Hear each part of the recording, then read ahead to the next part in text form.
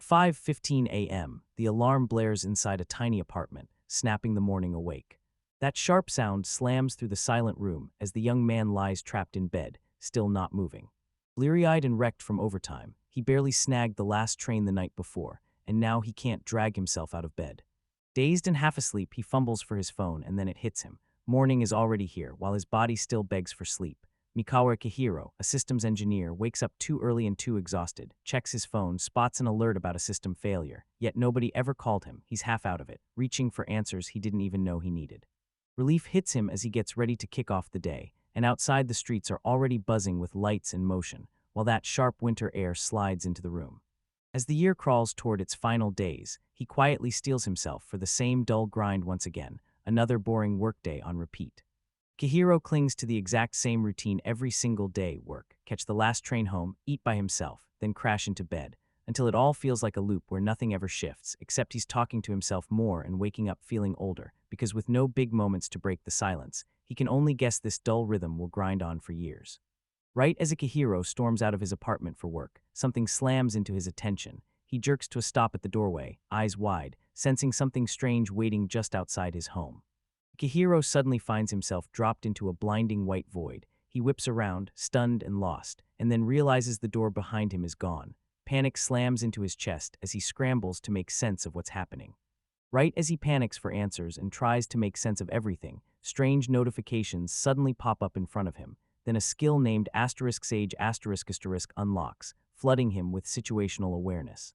After he begs for answers about his current condition, another power kicks in: perception, and while Akihiro fights to make sense of what's happening, more messages keep popping up, and suddenly he's hit with a brand new skill, acquisition, giving him the power to snatch up information and experience, while a shadowy presence steps in and reveals itself as an interface that sends people from one place to another. Flooded with confusion and pressure, Akihiro blurts out that he was just trying to get to work, and then demands everyone get him back where he came from after insisting he wants to return home. The mysterious interface just kicks him out with a strange, safe travels wish, and the moment he hears it, he's gone. Moments later, Akihiro snaps awake in a calm stretch of nature. Dirt-scented air hits his nose, and the forest hush rustles all around him, tossing him straight back to the mountains he used to visit with his grandfather as a kid, and nostalgia crashes in. Akihiro's childhood memories start crashing back. He remembers trekking into the mountains with his grandfather, who drilled survival into him until he could handle the wild. Side by side, they tracked animals, cooked up their meals, and splashed through the river clean. Young Akihiro watched his grandfather work with awe, hanging on every word as the old man swore he'd teach him everything someday. And now, when he thinks back on those calm, peaceful days, nostalgia hits him like a warm wave. Akihiro groans as he slowly comes to, sprawled on cold grass, his body screaming in pain. Then it hits him. He's not in his room anymore because it's a weekday and he has a work meeting to make. Panic explodes in him. He shoots upright, heart racing, and he whips his eyes around the room. He suddenly finds himself boxed in by towering trees and wild nature, totally lost and thrown off balance. Then panic hits as he starts questioning where the hell he ended up. When Akihiro finally clocks that he's already running late for work, his first thought is his flawless attendance, but that worry instantly gets crushed, because around him, there's nothing but endless trees. Staring in total confusion, he starts hunting the area, praying to spot a house or a shop. From a rocky spot, he scans the landscape one more time, then steels himself and pushes forward, determined to uncover where in the world he's been dropped. Blowing past every limit, the story finally crashes into its peak. Akihiro stares out at a massive wilderness, and it feels like it goes on forever into the horizon. Not a single building, road, or sign of civilization is anywhere in sight. He realizes he's probably not in Japan anymore, and fear snaps into survival mode. No homes nearby, so he knows he has to grab food and water fast, stay sharp, and assume the forest is hiding something vicious. He forces himself to breathe, steadies his mind, and sizes up the scene before he dares to move.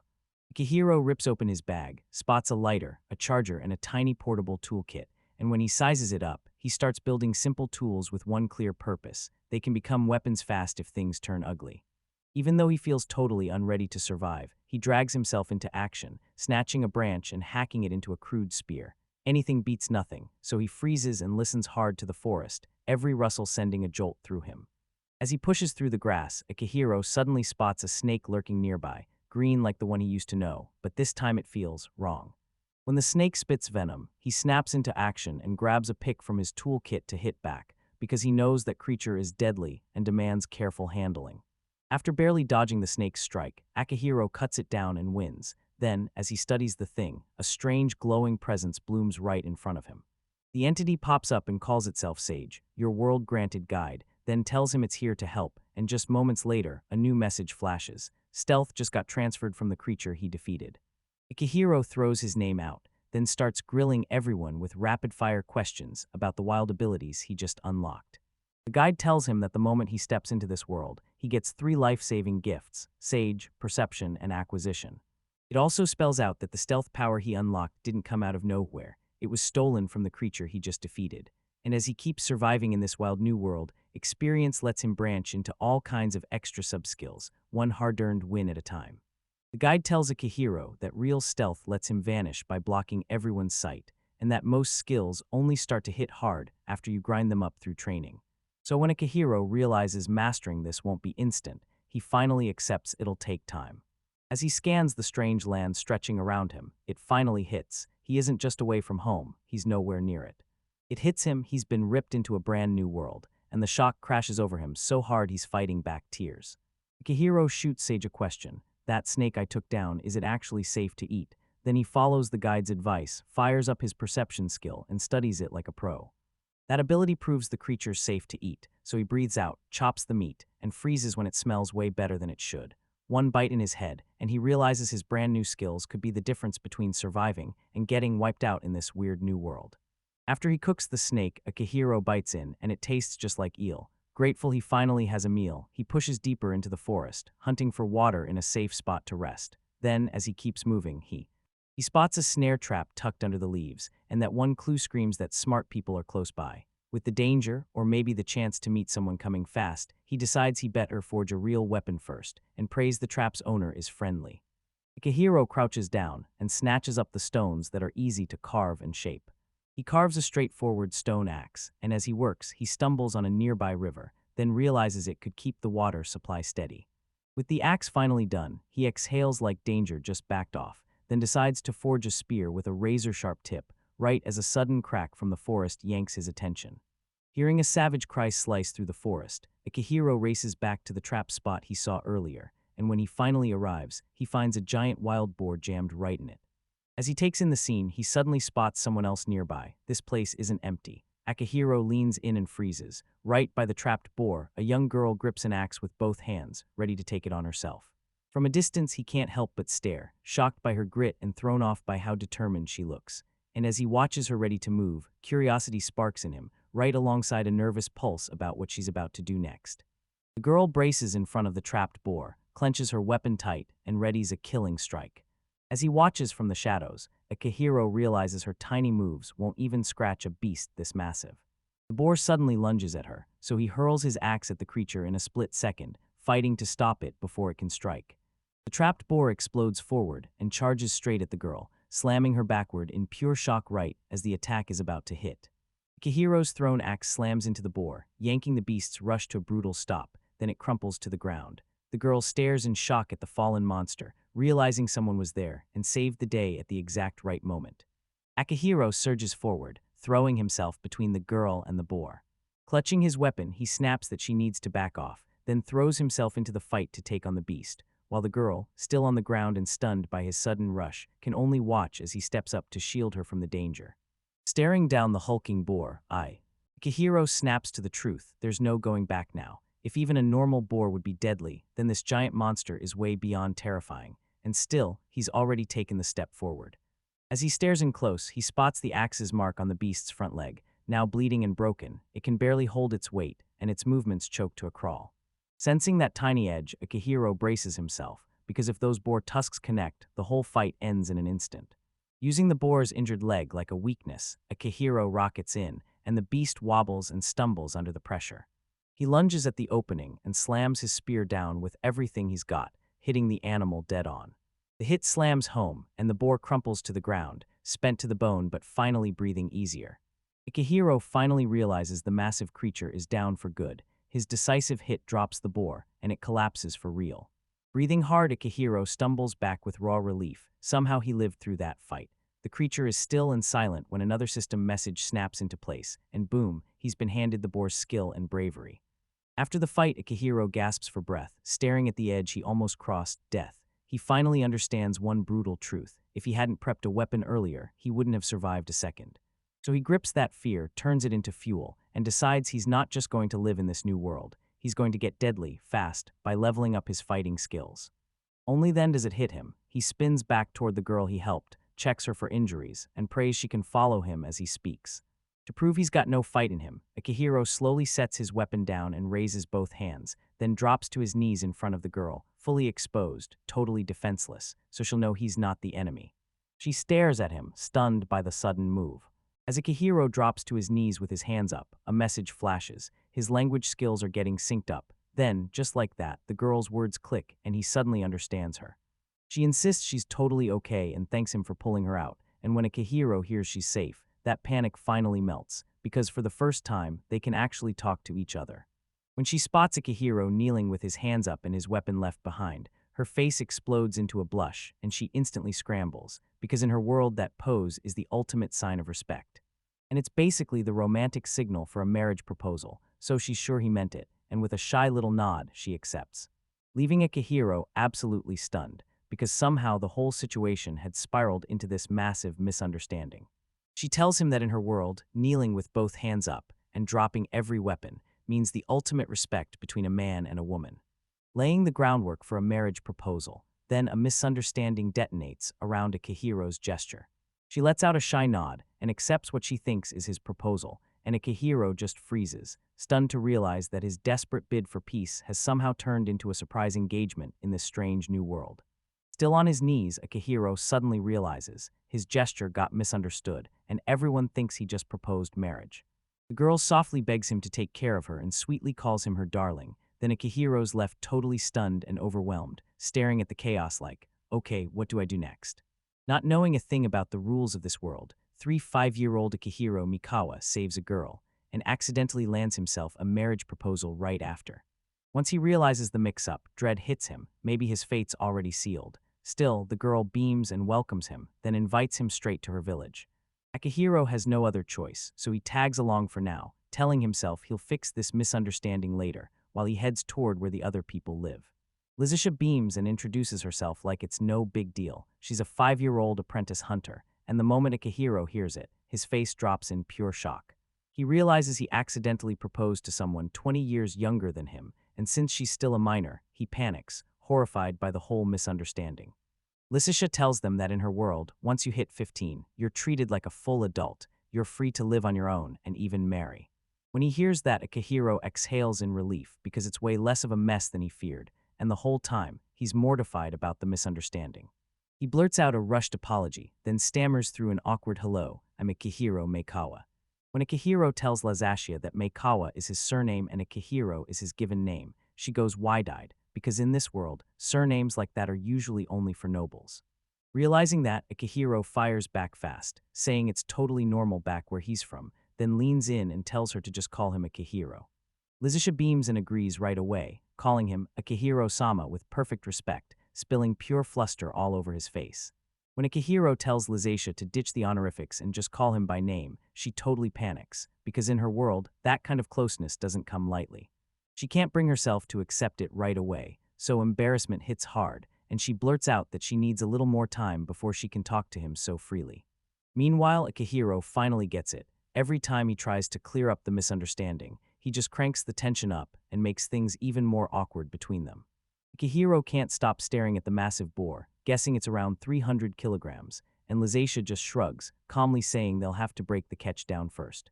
Lazatia shocks him. She hauls that heavy beast up with a rope and a snagged tree branch like it's nothing, way stronger than Akihiro ever guessed. Then he hits his recognition skill and immediately clocks her talent. Lazatia isn't just strong, she's a full-on hunter, trained in small game, medium game, bird hunting, and even archery. Akihiro can't stop wondering how strong Lazaki really is, so he presses Sage for the truth about super strength. Turns out magic power here is made by turning the world's magical energy into something you can use, and super strength basically supercharges your muscles with that magic. When Akihiro finally grasps that this whole world actually runs on swords and sorcery, he can't help but stare in disbelief, because it's nothing like the scientific world he came from. Meanwhile, Lycetia finally drains the boar's blood, readies her blade, and tells them to cool the meat in a nearby pond before nightfall. Lycetia clocks it right away. Akihiro knows way too much about processing animals, and she fires the question, did it come from his family's trade? Akihiro admits he learned it by watching his grandfather, who used to hunt. After they finish setting everything up, Lycetia points out that the village is only about 5 kilometers away and urges them to head out. So when Akihiro hears it, he exhales in relief and nods, and the two of them start trekking there side by side. As Lysaxia heads toward the village, she blurts out, asking if it's really okay for her to be his wife. Then Akihiro fumbles hard and admits he's actually 35, panicking that, since they're basically strangers, he's going to seem way older than she expects. Lysaxia shrugs it off, saying he looks like he's in his mid-20s, and insisting that love can spark even between strangers, age be damned. It hits Akihiro like a curveball that she sees it so differently. Lysatia spots his hesitation and leans in, asking straight up if something's wrong. Red-faced, she blurts that she's only okay with it because it's him, and she wouldn't take anyone else. With a blinding smile, she tells them to stick together and just play it by ear, and then casually drops that, in this world, there are ways to reverse aging, leaving Akihiro totally speechless. So yeah, what's her deal with turning back time?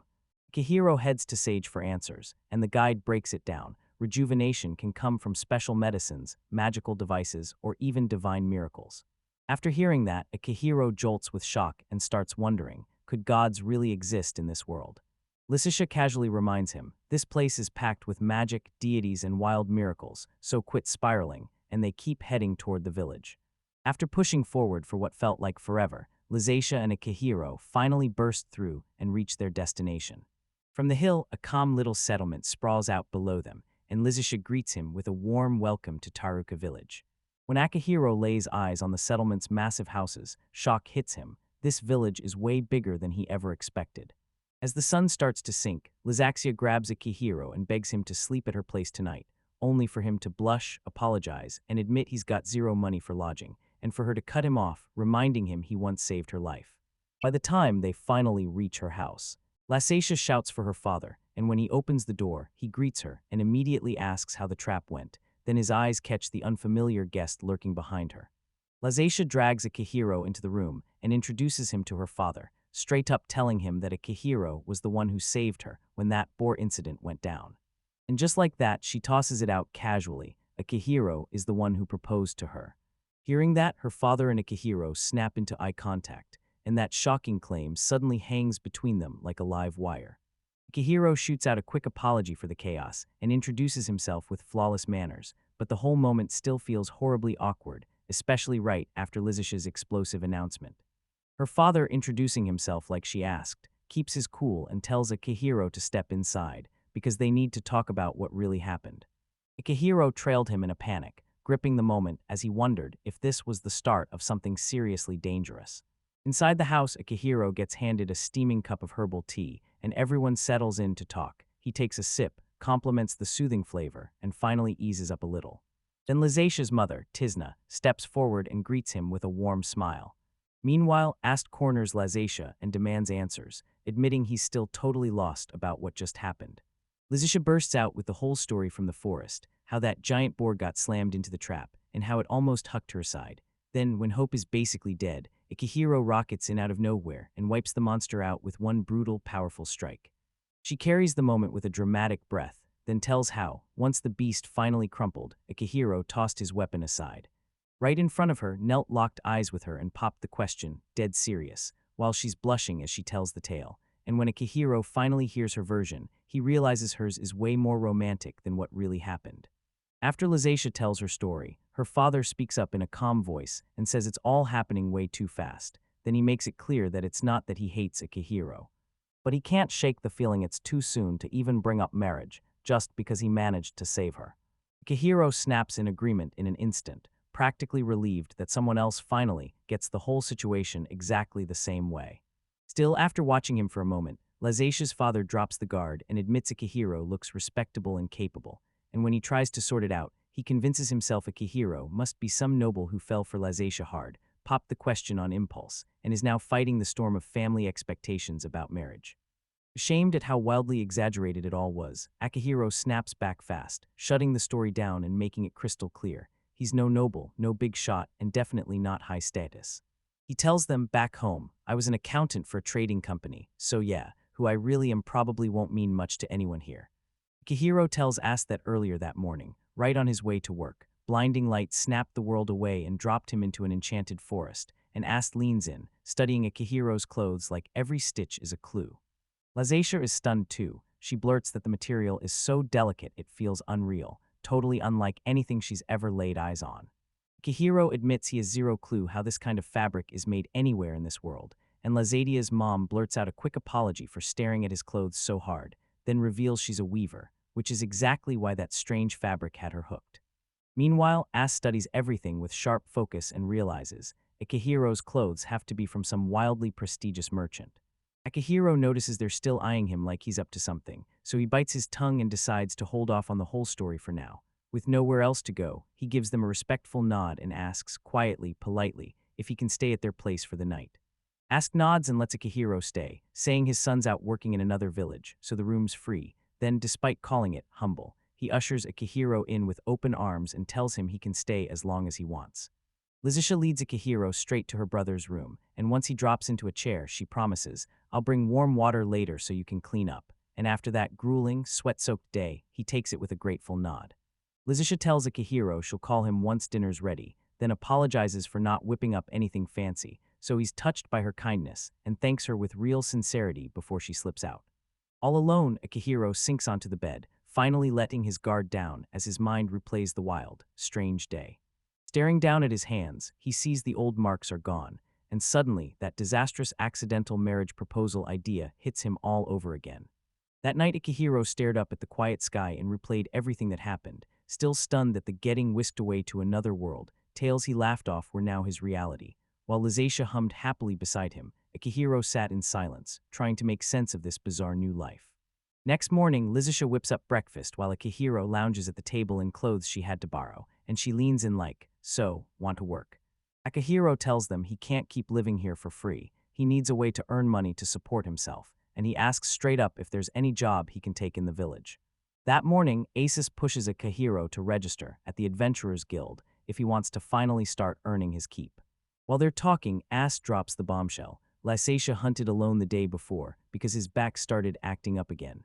Lazadia straight up tells them she's still an apprentice, then keeps sharpening her hunting skills under her father's guidance, and once that's settled, Akihiro pushes the next big move, joining the Adventurers Guild to finally land work in this brand new world.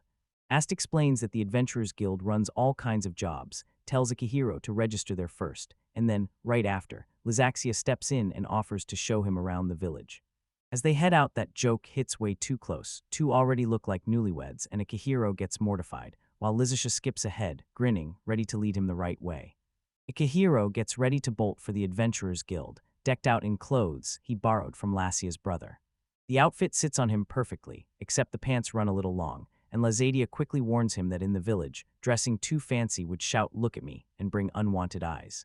With gratitude burning in his chest and zero money to show for it, Akihiro decides he has to hunt down work, right now, no delays. After thanking them, he strides straight for the guild, ready to start earning his keep in this brand new world. Akihiro storms up to the Adventurers Guild in Toroka Village, eyes locking onto the building sign. Then he spots it. The letters look like Japanese. Right when it hits, the mysterious sage ability kicks in, and suddenly he can understand the language of this world.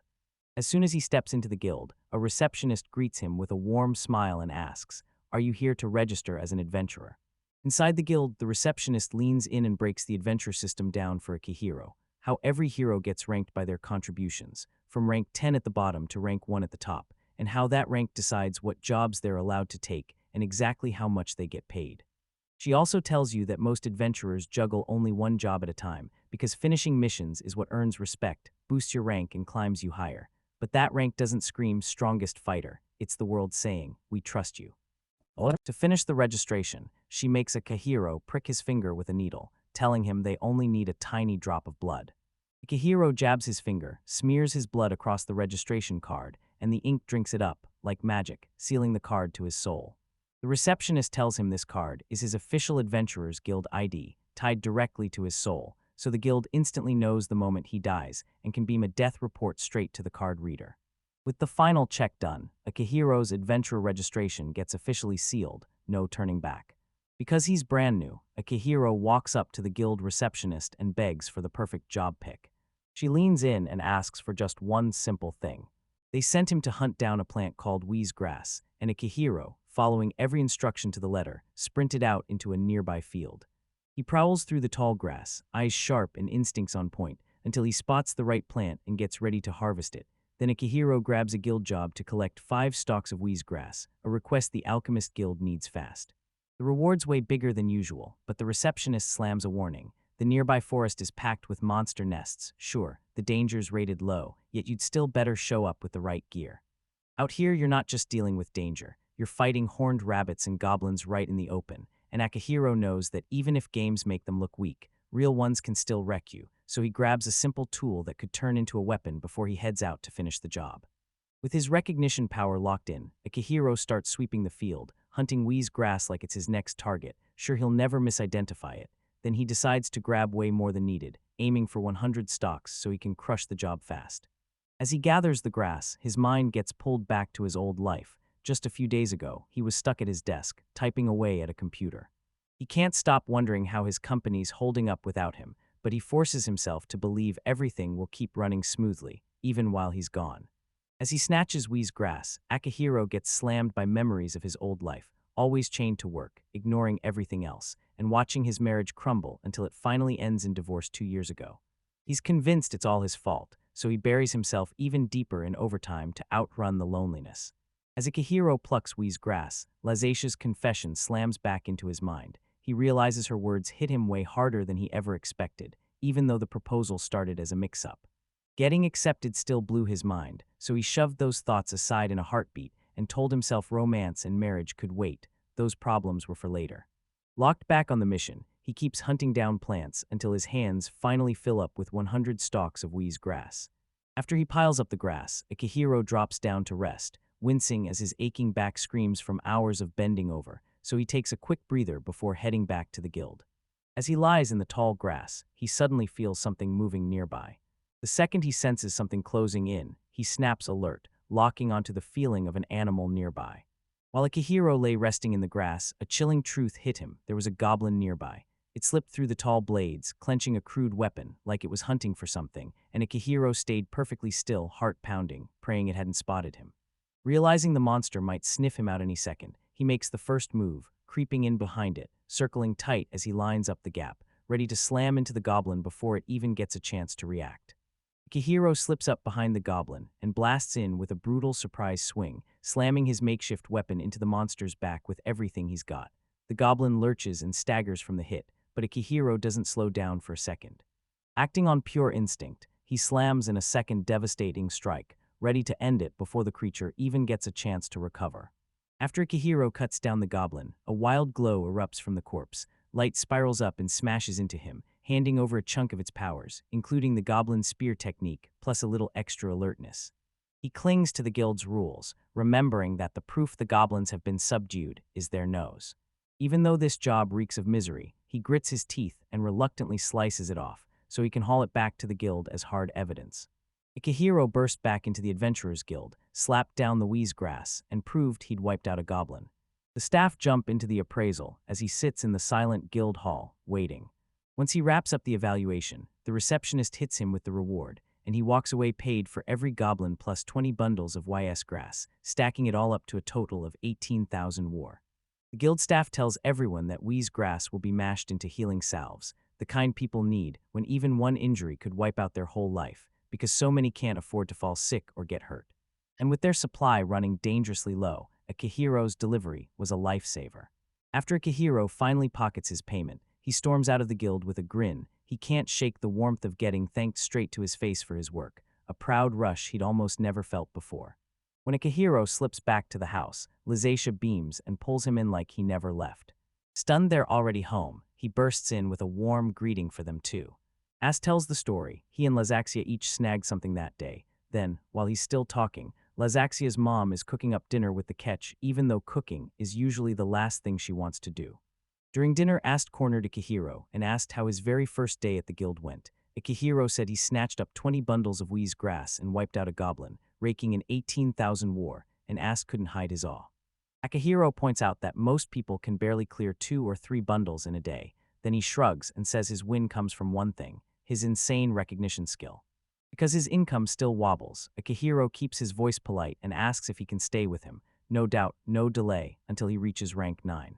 As told Akihiro to stay for now and grab his brother's room, since his brother wouldn't be back for a month, and that he'd been keeping up the extra work because a hunter from a nearby village got injured. Akihiro practically breathed out in relief and gladly accepted their hospitality. Right after that, Lazatia blasts everyone to the table because dinner is finally ready. At dinner, Akihiro digs in, raves about every bite, especially those tender meatballs and the kick-ass seasoning, and Lazatia lights up, soaking up the compliment with a big smile. Relieved and happy, she loves that he's digging her cooking, so when her mother jokes that Lazatia has been extra fired up ever since Akihiro showed up, she nearly dies of embarrassment. Still, the whole table stays warm and cheerful as they dig into the meal together. Over dinner, the table turns into a rumor war. Giant footprints are supposedly haunting the forest, and everyone has a wild theory. Maybe it's a goblin, or maybe some Bigfoot-level monster is out there. Akihiro sits in the middle of it all, listening as the chatter keeps getting louder, and then he can't believe how long it's been since he last said, "I'm home," and actually heard someone welcome him back. Yet even with a scary unknown waiting beyond this strange new world, that warmth in the moment settles his nerves. For now, he steels himself and powers ahead. And he's set on racing straight to Adventurer Rank 9, starting tomorrow. The very next day, Akihiro kicks off brutal training right outside the house. With a wooden weapon in hand, he keeps swinging over and over, grinding his strikes to build real strength and sharpen his fighting skills. He doesn't last, exhaustion hits fast and it stings. The years have drained his stamina. Even though he trained kendo hard in college, neglect and endless desk work have left his body weak. Watching Akihiro collapse from training, Ass snaps that real fights demand stamina, because long battles turn deadly when your endurance runs out, and with his safety on the line, Ass tells him to keep training and also pray for divine protection, so he doesn't get crushed or injured. Curious, Akihiro grills the details and discovers everyone in this world lines up at the church, praying to the gods for blessings, so the idea hooks him, and Lazatia clocks his excitement and presses him, asking if he plans to go. Following chimes in with advice, and Akihiro makes up his mind, he's heading to the church. After buzzing around the village to ask everyone, he finally steps up to this giant stone building, and when he tilts his head and stares, it clicks. This is the village church, where people pray to the gods for protection and blessings. Akihiro pushes into the village church, and a nun welcomes him with bright, warm kindness. He blurts out that this is his very first prayer, then begs her to teach him exactly how to worship. The kind nun nods and ushers him inside, telling him the church is where people truly thank a real god, and then she adds that the kids flock in too, because here, they learn to read and do arithmetic, making it the village's heartbeat for education. Inside the church, a nun tells Akihiro to slow down and pray, then slips into another room to wait, and Akihiro obeys, dropping to his knees before the altar. He lifts both hands, shuts his eyes, and starts to pray, and then it hits him. That exact posture looks eerily like the pose he once used when proposing, and suddenly he's left wondering, did that gesture start as prayer long ago? While Akihiro was praying inside the church, his sage ability suddenly buzzed with strange messages. Then a jarring warning flashed that a critical error hit and some unknown system got disconnected, leaving him utterly stunned and lost. He tries to make sense of it all, then a mysterious voice erupts in amused laughter, calling the whole situation interesting over and over, totally hooked on what it just uncovered. While Akihiro keeps praying, his sage ability suddenly stirs with a strange disturbance, and right then, a mysterious figure materializes in front of him, elegant as ever, but acting playful and theatrical. The man beams at Akihiro and ushers him into this world, then introduces himself as Shell, someone who claims he rules all pleasure. Caught in the moment, he can't stop staring at Akihiro's arrival, who he is, and why he's here in this world, and the mysterious man snaps in. Yes, he really is a god, because everyone living here calls beings like him gods. Still stunned, Akihiro blurts out what visitor is supposed to mean, and the god snaps back, telling him to introduce himself first. With a shaky breath, Akihiro blurts out, Akihiro Meikawa. The god hears it, smiles, then decides to shorten it, just Akihiro, saying it fits perfectly with what's coming next. Shell tells everyone that Akihiro is a visitor, the very first guest to slip into this world from the outside. Then he drops the bomb. Countless worlds exist, all running on their own, each one ruled by its own gods. Overwhelmed, Akihiro tries to keep his head above the chaos, as the talk of multiple worlds and divine rulers swirls around him, and soon he can't even follow what Shelley is saying. When Akihiro looks totally lost, Shell steps in and breaks it down in words he can actually understand. He's telling me the universe is basically a giant network, like a bunch of independent servers all working on their own. Each world runs like its own private server, and the people there are just terminals plugged into it, while the gods, they play the role of ruthless administrators, managing every application that runs on that world. Shell keeps going, and it's wild. Somehow Akihiro slipped past the sealed network between worlds and plugged himself into the god system. Shell can't help it. The whole thing amuses him, but it also hooks his curiosity hard. Then he shifts into a technical. Akihiro can't shake the thought that something like this should have left a record or a log in the system, so when he asks her about it, Shell stares in shock. Those records don't just look off. They've clearly been tampered with, like someone slid right into the system and fiddled with everything. Akihiro can't stop wondering, what if something out there watches even the gods, like some cosmic administrator? Shell backs it up, saying the admin isn't just some god at all. It's a higher power that sits above them and forges the very structures of every world. Akihiro freezes for a second, then blurts out the big question. If an administrator like this truly exists, why the hell did it drag him into this world in the first place? Shell tells them we already buzzed the higher system about the tampered records, and when nothing comes back, he just laughs. At this point, their support service is straight up awful. Then he breaks down Akihiro's powers. The Sage skill is basically voice chat support that feeds him info, while recognition acts like a browser plus a screen reader. On top of that, acquisition is pure admin authority, his key to snatching skills. And Shell just stares, because skills like these don't exist among the people of this world. Shell admits nobody knows what the administrator is really up to, but the gods still roll out the welcome mat for Akihiro, while he panics, because as a terminal, powers like illegal software could land him in serious trouble. Shell just shrugs it off and tells him, yeah, I already know. When Akihiro asks if he can get back to his original world, Shell tells him this. Once they reach the administrator, the gods will step in and talk for him, if he wants to return.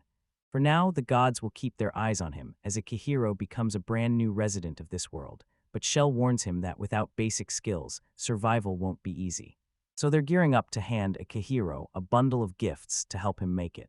Shell leans into Akihiro and tells him he can't wait for their next meeting, then sweeps a blessing over him as a brand new resident of this world, touching Akihiro's head right as he speaks to finish the whole gift-giving ritual. Moments later, Shell vanishes, and Akihiro is left alone inside the church. Right after that, the system snaps back on and the Sage interface pings Akihiro. Connection confirmed, everything's back to normal, and that brutal critical error is gone. When Shell finally vanishes, Akihiro's left standing there, still reeling from everything that just happened, and the sheer flood of information crushes him, so he forces himself to sort it all out. Then the system lights up with fresh notifications, telling Akihiro the skill requirements are met and new powers are in his hands: prayer, formula control, attribute control, and the control window. Thinking these have to be the gods' gifts, he starts digging into what they mean, because the prayer entry basically screams that this skill lets you petition the gods and get divine revelations. Still reeling from everything that just happened, Akihiro slips outside the church and fires up his curiosity. He sits down, tests the ability, and questions the Sage system about what the prayer skill really does. The system replies with a burst of new power: prayer, formula control, attribute control, and a control window. And once he realizes these are the exact gifts he's been handed, he starts digging in, trying to figure out every last one.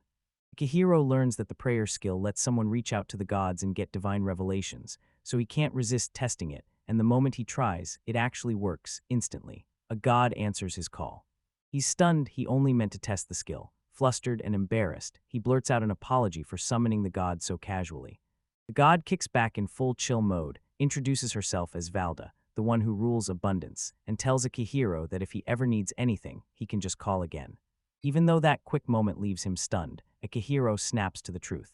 The prayer skill really lets him reach the gods straight from his own hands. Akihiro keeps testing the abilities he just got, then fires off a question to the Sage system. Explain formula control. The system answers by saying this power turns mana particles into raw magical power, and then reshapes that power into clean, structured formulas he can use to cast magic. Hearing that, Akihiro's eyes light up. This is his chance to finally use magic in this world, so he blurts out a question about how attribute control works. The system breaks it down. When you control formula magic just right, it doesn't stay a trick. It turns into the core magical substance, the very foundation of magic itself. And for Akihiro, the wind attribute gets stamped on him, so yeah, he can finally sling wind-based magic right now. Still, the system warns that attribute control skills are the kind you can learn later without too much trouble. After enough grind, study, and training, Akihiro finally starts to crack the door open to even more elements, and as he thinks back on every lesson, he can't help but breathe easier. He can't hop back to his original world just yet, but the fact it could happen someday steadies his heart. Now that he's stuck in a whole new world, he commits to learning magic, full stop. He's dead set on pushing ahead, then hunting down any clue he can to figure out where he can study it so he can go back home and ask around. But before he can do anything else, he realizes he's got one problem. His body's gone weak from years of office grind, and he needs to train it up first. Over dinner, Akihiro lines in and blurts out, "Is there anywhere I can learn magic?" The others start talking about a mage who tinkers with magical tools right out of the general store.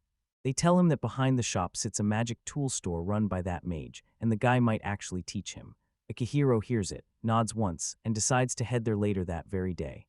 Akihiro heads to the general store hunting for the mage who could finally teach him magic, and Lycetia refuses to let him go alone. She marches with him and tells him to give ASD his absolute best in training.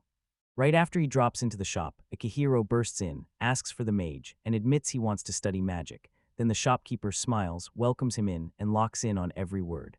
The shopkeeper points Akihiro toward a back room where the mage is working, and once the door opens, the mage greets him and asks, "So what do you need?"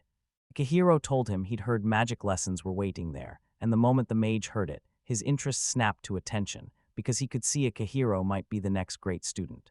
After watching Akihiro closely, the mage realizes his spell formulas are already under control, and he snaps, asking where on earth he learned to do that.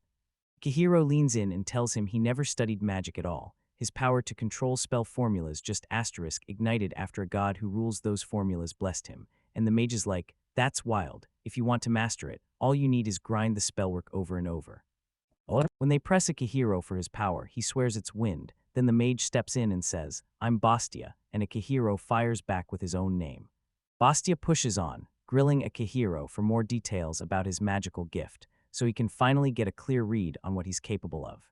Bastia tells Akihiro wind magic isn't really his thing, but he still puts on a show so Akihiro can study it, and with careful hands he builds the spell from the ground up, setting the wind attribute, the pressure, and the exact shape. Akihiro's eyes widen as the air, like it's got a mind of its own, compresses into a tiny spinning sphere of wind above his hand, then blasts forward like a raging little comet. Bastia slings a wind spell, blasting a compressed sphere straight ahead as it smashes the target with raw force, and Akihiro just gapes in pure amazement. Bastia can't hide his awe at the technique's power, so he breaks down the spell formula basics from the ground up. First, the mage picks the attribute they'll unleash. Then they picture it in action, shape by shape, until the spell's form locks into place. Finally, they decide exactly where it will flare into existence, and only then do they cast. Bastia leans in and says that once the mage can picture the attribute perfectly, without a single contradiction, down to its application, shape, and placement, the spell snaps to life the instant the command hits. He says the last move is picturing how the magic will flow, and while chanting isn't a requirement, speaking the spell steadies the image in the caster's head. After Bastia finishes explaining, he slaps a vivid image into Akihiro's mind, magic crashing straight into the target, then dares him to cast a spell himself, and Akihiro jumps at the chance. Bastia tells him exactly what to do, so Akihiro shuts his eyes and paints the spell in his mind, wind locked in, pressure set, and a tiny cone shape forming in the air. Then he pins it just a bit ahead of his finger and steadies the whole vision like it's real. With everything finally locked in, he blasts the magic forward at breakneck speed and snaps the spell into action. Akihiro snaps the spell free, and the wind projectile rockets forward, smashing into the target with a jolt of force no one saw coming. Bastia's jaw drops at the outcome, and he immediately lunges to stop him. Right after he casts it, Akihiro's vision spins and his stomach flips, instant dizziness and nausea. Bastia bolts over, stunned to learn this is Akihiro's very first try. He can't believe the spell's power. Wind magic usually just shoves or slams an enemy, not crafts an attack this precise and deadly. Bastia realizes something's off. Akihiro squeezed the wind way too tight when he set the pressure, and he quickly figures out it's because he's still new to handling mana. The spell's extra energy snaps back and knocks him dizzy, and Akihiro blurts out if he can keep blasting it again and again. Bastia shuts that down for now, but still, he admits the first try was straight up impressive. He also warns that if that spell had hit someone in the head, the crushed wind could have wrecked them badly. Yet as Akihiro sharpens his magic control, the recoil and nasty side effects slowly fade away. Akihiro fires off a question about multi-formulas, and Bastia admits they exist, just way too advanced for him right now, since he's still grinding through the basics. To prove it, Bastia pulls out a spell and shows you exactly how it works. He imprints earth, pins down the mass and shape in precise detail, then lines up a ring of stones hovering above his palm. Boom. He fires them like bullets, high speed, then they snap back into pure mana a moment later. Akihiro watches the whole thing and can't believe it as stone after stone pops into place and moves exactly the way Bastia promised. Bastia snaps the spell into motion, hurling a rain of stones that batter the target again and again. He breaks it down. Multi-formulas let a mage spawn multiple magic units at once and steer each one like it's its own blade in his hand, even bending the projectiles to hit enemies from fresh angles or straight from behind. Bastia explains that he's mastered earth magic and that lots of warriors rely on it because it can smash multiple targets at once. Akihiro hears that and his eyes widen, realizing just how insanely complex it is and that learning it won't happen overnight. Bastia tells Akihiro to grind out simple spell formulas, lock in better control day by day, and only then try the advanced stuff, until Akihiro finally asks, "What's the lesson fee?" Bastia grills them about his job and gets the brutal shock that he's only a 10th rank adventurer. Since Akihiro's still brand new, Bastia won't take his money, not yet. He tells Akihiro to come back when he's free, and once he hits 8th rank, Bastia will finally start taking payment for real lessons. Akihiro's grateful, thanks him, and vows he'll return. Fresh out of the shop, Akihiro refuses to stop. He dives back into magic practice, but money first. So he sets out to grab Wee's grass again, and this time with what he learned, he moves way faster, snatching up a huge bundle before long. Later, he shoots back to the guild, hands over the materials, and the staff lights up, thanking him for bringing Wyeth's grass and urging him to come back soon. After he leaves the guild, Akihiro spots a bunch of adventurers staring him down, and unease crawls up his spine, so he decides to slip away before trouble ignites, and when he finally gets back home. He hands over a small pouch of cash to cover that day's rent, and right on cue, Tizia lights up as he returns and pays. Akihiro bursts back home and greets everyone, then hands over the rent money like, "I'm paying my share," because he refuses to act like he hasn't been helped. They grin and welcome him back, saying their work wrapped up early since the weather started looking ugly. Lysatia quizzed him about how the trip went and whether he'd actually learned any magic, and Akihiro admitted he's decided to train outside for a while. While the others argue about the rent, Lysatia's curiosity spikes, so she blurts out, asking if she can watch his training. Lysatia and the others lean in, fired up by Akihiro's grit, because anyone who pushes that hard deserves backup, even when earning money in a strange new land is brutal. And seeing just how real and sincere he is, they decide they're not about to stop him. Outside, Akihiro starts training, swinging his weapon again and again, drilling his moves to grind his strength even higher. Lysatia quietly watches Akihiro train, like she's glued to every move. When she asks why he isn't practicing magic, he growls that spell control always triggers mana backlash, so he plans to hammer it only after he finishes his physical training. Even with her shock still buzzing, Akihiro steadies Lysatia and promises she'll adjust with time, and though worry lingers in her chest, she finally accepts his explanation. Akihiro hones his wind magic, determined to pin his enemies down instead of slaughtering them, so he targets their limbs and uses a wooden log as his practice dummy. He pinpoints the spell's spot, squeezes it with the right pressure, shapes it to perfection, then blasts the wind projectile forward. The punch slams into the log and you can see the aim getting sharper. Yeah, there's still some recoil, and the power feels a bit underwhelming, but Akihiro realizes he's finally leveling up and decides to keep pushing, refining his control even further after more training. Akihiro's muscles finally give out. He crumples in the dirt, wrecked by brutal soreness, realizing he pushed his body way too far, wishing he'd trained more before landing in this world. As the rain starts to pour, Lysatia grabs his attention and calls him inside. Seeing how wrecked he is, she rushes over with a poultice to chase away his muscle fatigue, and Akihiro, more grateful than he can say, thanks her as he lies down to rest and recover from that brutal training. While she works to ease Akihiro's aching muscles, Lysatia tells him her father might not say it outright, but he's been worrying about him this whole time. Akihiro just can't hide how truly grateful he feels for their kindness. Lysatia tells Akihiro that her father sent her to bring the treatment and make sure he's okay, and seeing how hard he works hits her right in the heart, so she tells him his effort proves he's a wonderful person. Akihiro laughs and admits he wants to repay the family's kindness any way he can, even if blurting out something that's serious while he's totally wiped out feels a little embarrassing. While Lysacia rubs medicine into his muscles, Akihiro grumbles that it itches like crazy, but he still thanks her for helping, and that catches her off guard. Shy as a whisper, Lysacia admits she thinks he's really cool, and Akihiro can't even process it. Stuck there on the bed, he just stares, realizing he never thought he'd get a moment this youthful ever again, after all these years. The next day, the poultice has his body feeling way better, and he's not wasting a second. He sets out to snag more wheeze grass, pushing deeper into the forest, and itching to put his spell control to the test in real combat. As Akihiro forages for wheeze grass deeper in the forest, he suddenly spots two goblins chowing down on something. Realizing this could be his shot to prove his magic in real combat, he slips into a quiet, battle-ready stance. Hiding in the shadows, he picks off a goblin from behind and locks in the wind, its pressure, its shape, its exact position. Then he cranks the spell right in front of his finger and rockets forward at breakneck speed, slamming a wind strike into the enemy's back. Akihiro's gust cuts straight through the first goblin, dropping it with fatal wounds. The second goblin catches the problem instantly and starts to move, while Akihiro stays ice calm, then slips another spell into place, compressing a sharp wind projectile on his fingertip and lining it up for the creature's left knee. As he launches the attack, the magic blasts forward at breakneck speed. Then bam, a brand new skill snaps into place, Alertness LV. It hits him the instant he acquires it. Akihiro's wind strike smashes clean into the goblin's knee, and it crumples mid-motion. Then he lunges in immediately, driving home the final hit with one ruthless, decisive swing. Once the fight is over, he scans for another skill upgrade, yet nothing pops up this time. The system slams the truth in front of him. The goblin he beat had no compatible higher-tier moves to steal. With the threat finally gone, Akihiro exhales and confirms the goblin's dead.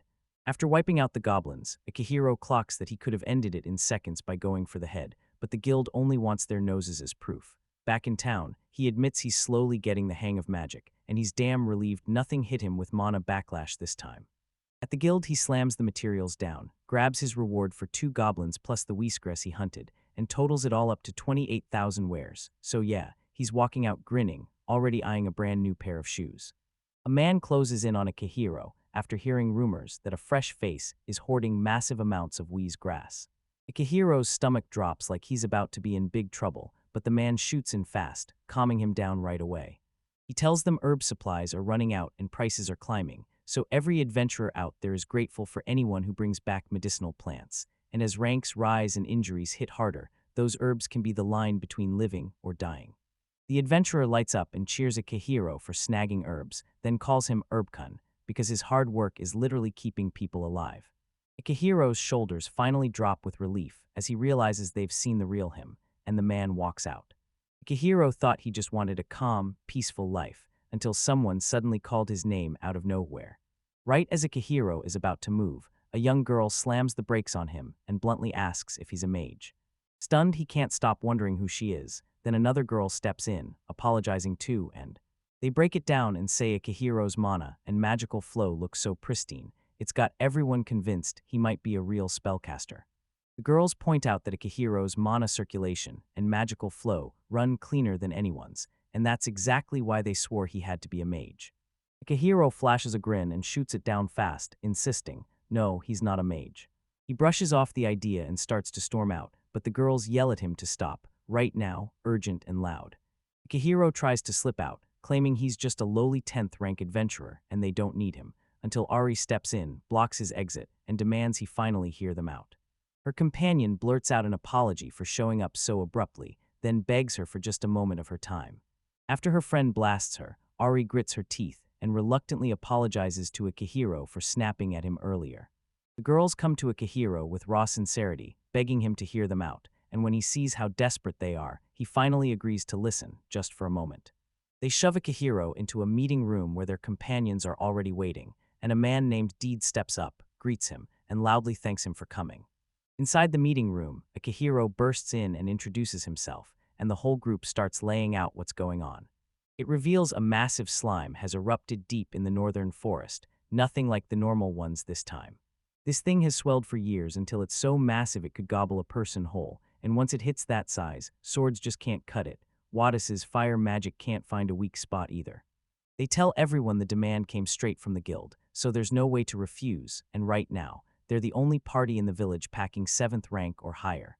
They swing Akihiro a deal, 70% of the 200,000 val reward, and swear they'll pay any extra costs and grease the wheels for his rank, but Wadis points out Akihiro's wind magic is insanely precise, which makes him perfect for the job.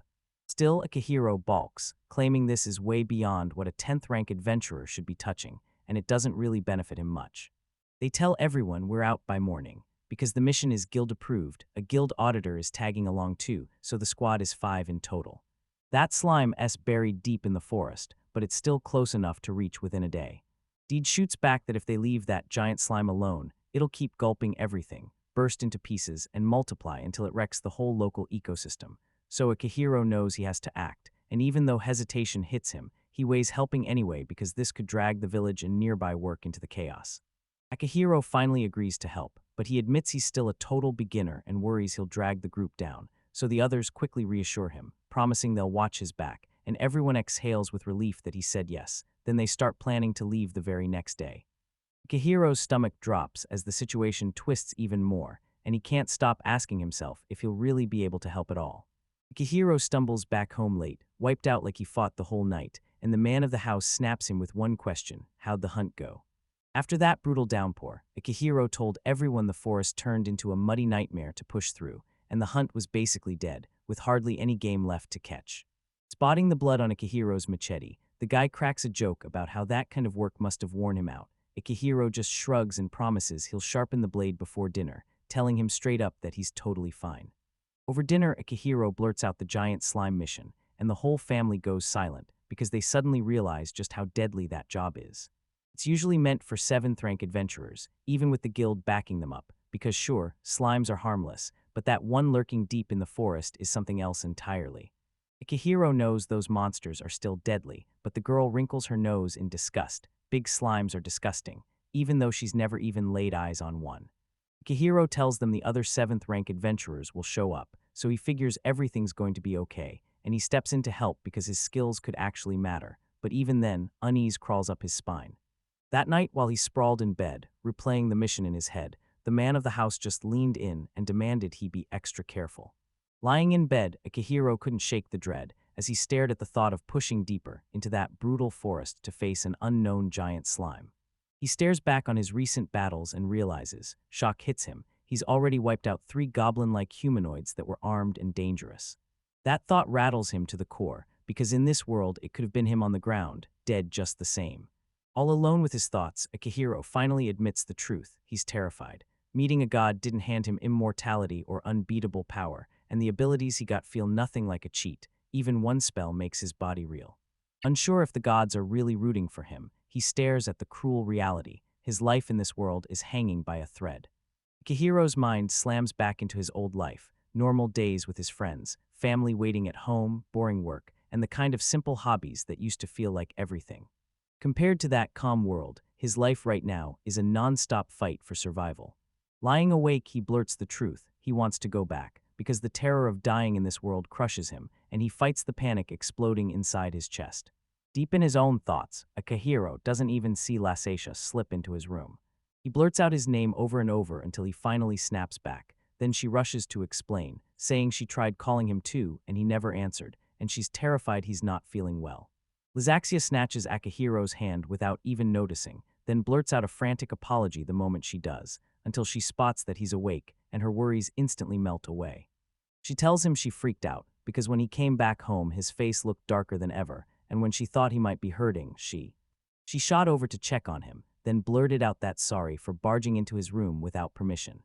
Akihiro thanks Lasatia, admitting he'd been spiraling and drowning in gloom, and the moment he talks to her, his head finally clears. He realizes brooding in silence kept him wide awake, then he exhales, calm and relieved, telling her it's nothing serious. Lasatia flashes a grin and vows she'll whip up a mouthwatering dinner, cheering him on for tomorrow, though her smile fades as she quietly admits she's worried sick about him. Akihiro finally clicks, having somewhere to go back to, with people right there waiting for him, settles into his chest like pure, comforting relief. With his nerves finally settling, he starts looking ahead to tomorrow, cracking jokes with Lysatia about the meal she's gonna cook, while she beams and urges him to get excited. The very next morning, the man leans in and tells Akihiro, "Stay sharp, those wolves are the worst trouble in this forest, because they don't hunt alone, they come as a pack. Even so, wolves are just 8th rank prey, and with a bunch of 7th rank adventurers in the party, this should be a breeze. He tells Akihiro to stay out of the deepest parts of the forest and keep his guard up. Then, once breakfast is done, Akihiro steels himself and sets out. Just before they part ways, Lazizia's nerves spike as she begs Akihiro to be careful and shoves a packed lunch into his hands. Then he casually calls her Liz, and her face instantly burns with surprise because he's never used that nickname before. Akihiro bursts into laughter and tells her to quit calling him Akihiro-san, just call him Cairo. Lazacia's face erupts in a full-on blush as he fumbles for his nickname, but at last she calls the hero out and shouts, "Have a safe trip."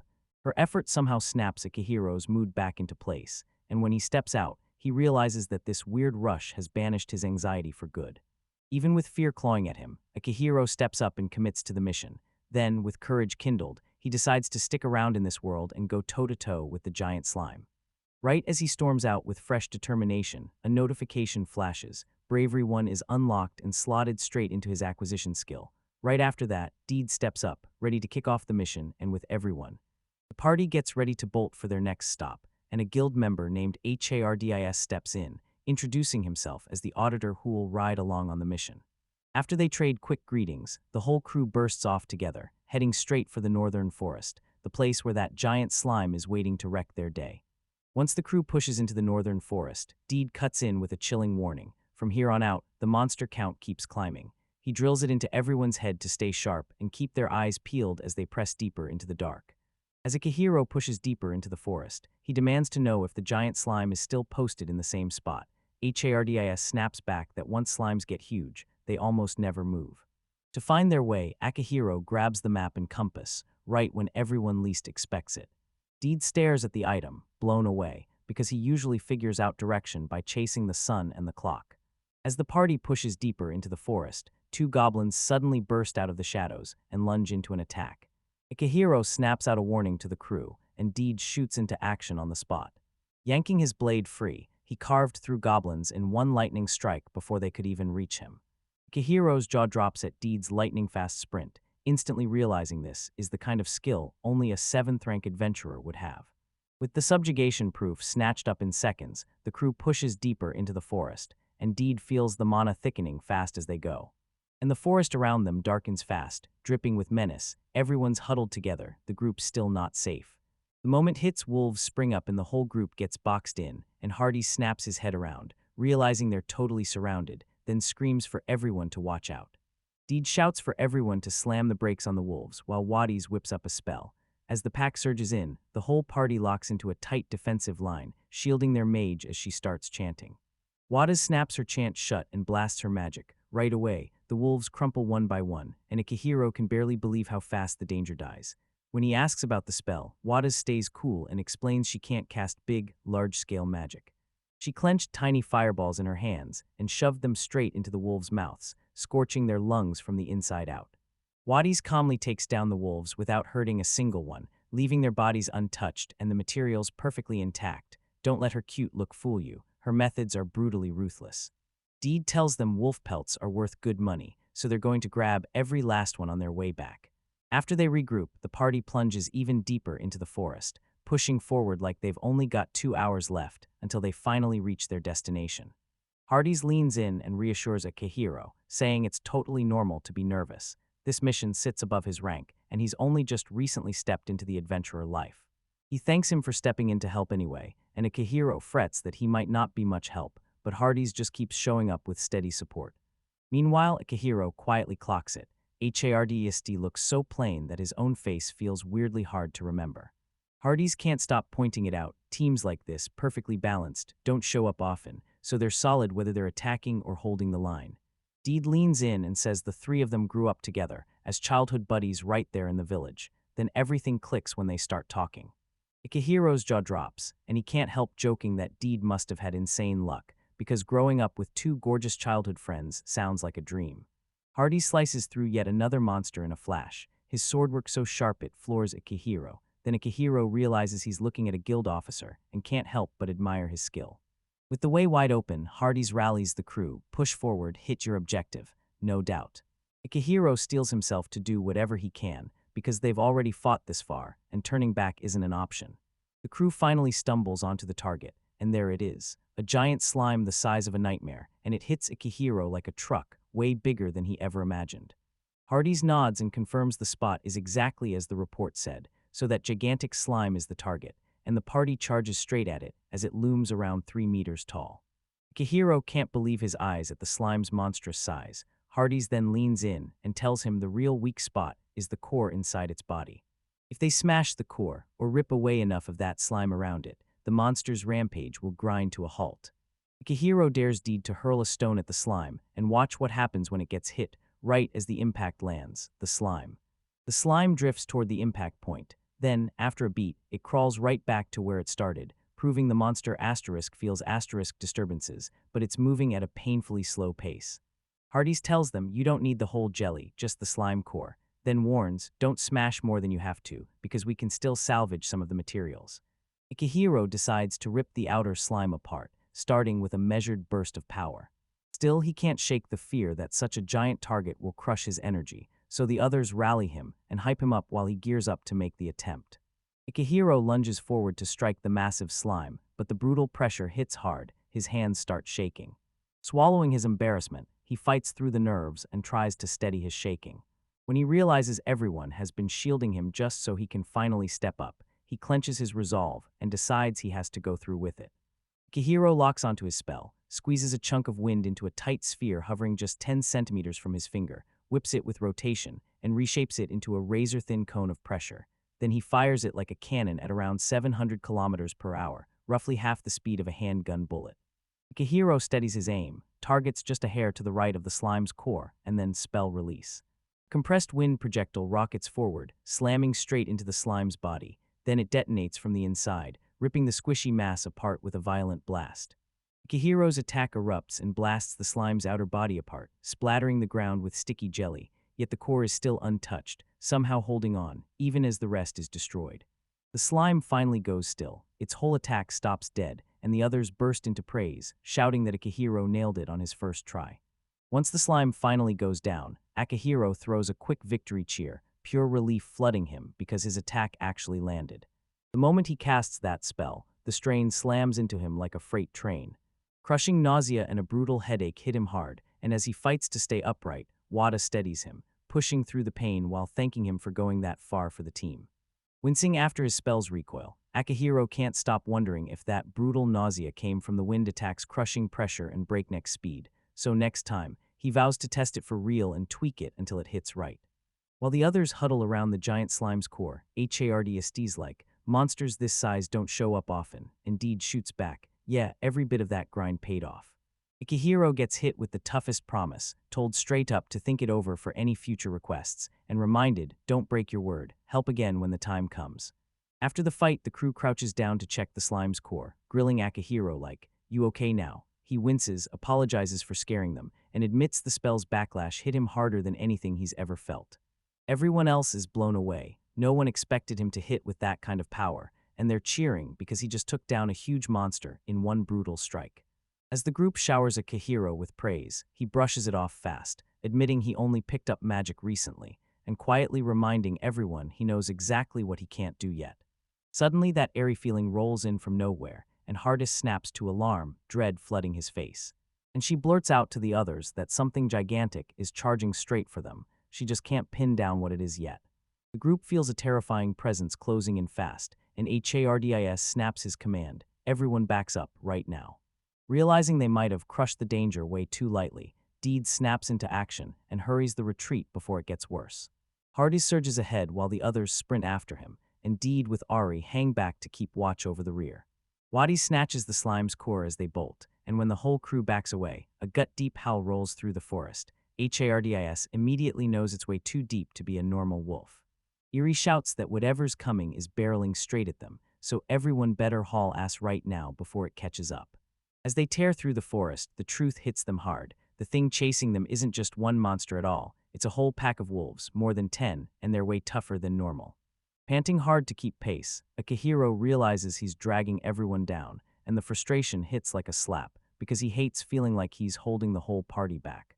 Akihiro realizes there's no way he's outrunning the wolves, so he points at a tree, shouts that he'll use magic to stall them, and tells everyone that if he can catch his breath between casts. Deed can't stop thinking, because what if it's not truly safe? After all, they don't know how many wolves are out there, but Ari's convinced Akihiro's magic can keep the pressure on. Without missing a beat, Hardy snaps into the plan, and he's quick to point out that wolves always hit a breaking point with how big their pack can get. The whole group scrambles up a massive tree just to outrun the closing wolves, and as Akihiro finally catches his breath, he fires off a harsh complaint about his pathetic stamina, swearing that the moment they're back, he'll start jogging and train harder. Right as they finally lock into position, Eri snaps a warning. Those wolves are already down there, waiting beneath them. Moments later, the wolves swarm in beneath the tree. Their shadows slithered over the ground as the pack tightened in around the whole area. The group finally clocks it. These aren't normal wolves at all. Each one is massive, way more terrifying than they ever expected, and that's when the chase feels suddenly deadly. From the tree, they get a clear look, and every wolf hits them like a nightmare. Each one is about 3 times bigger than the usual kind. Then Akihiro taps into his recognition skill and realizes the truth. These wolves have adapted to regions packed with dense magical energy, and they've mutated into monsters. Their hides are way tougher than any ordinary wolf's, and when they spot it from the trees, the truth hits harder than they expected.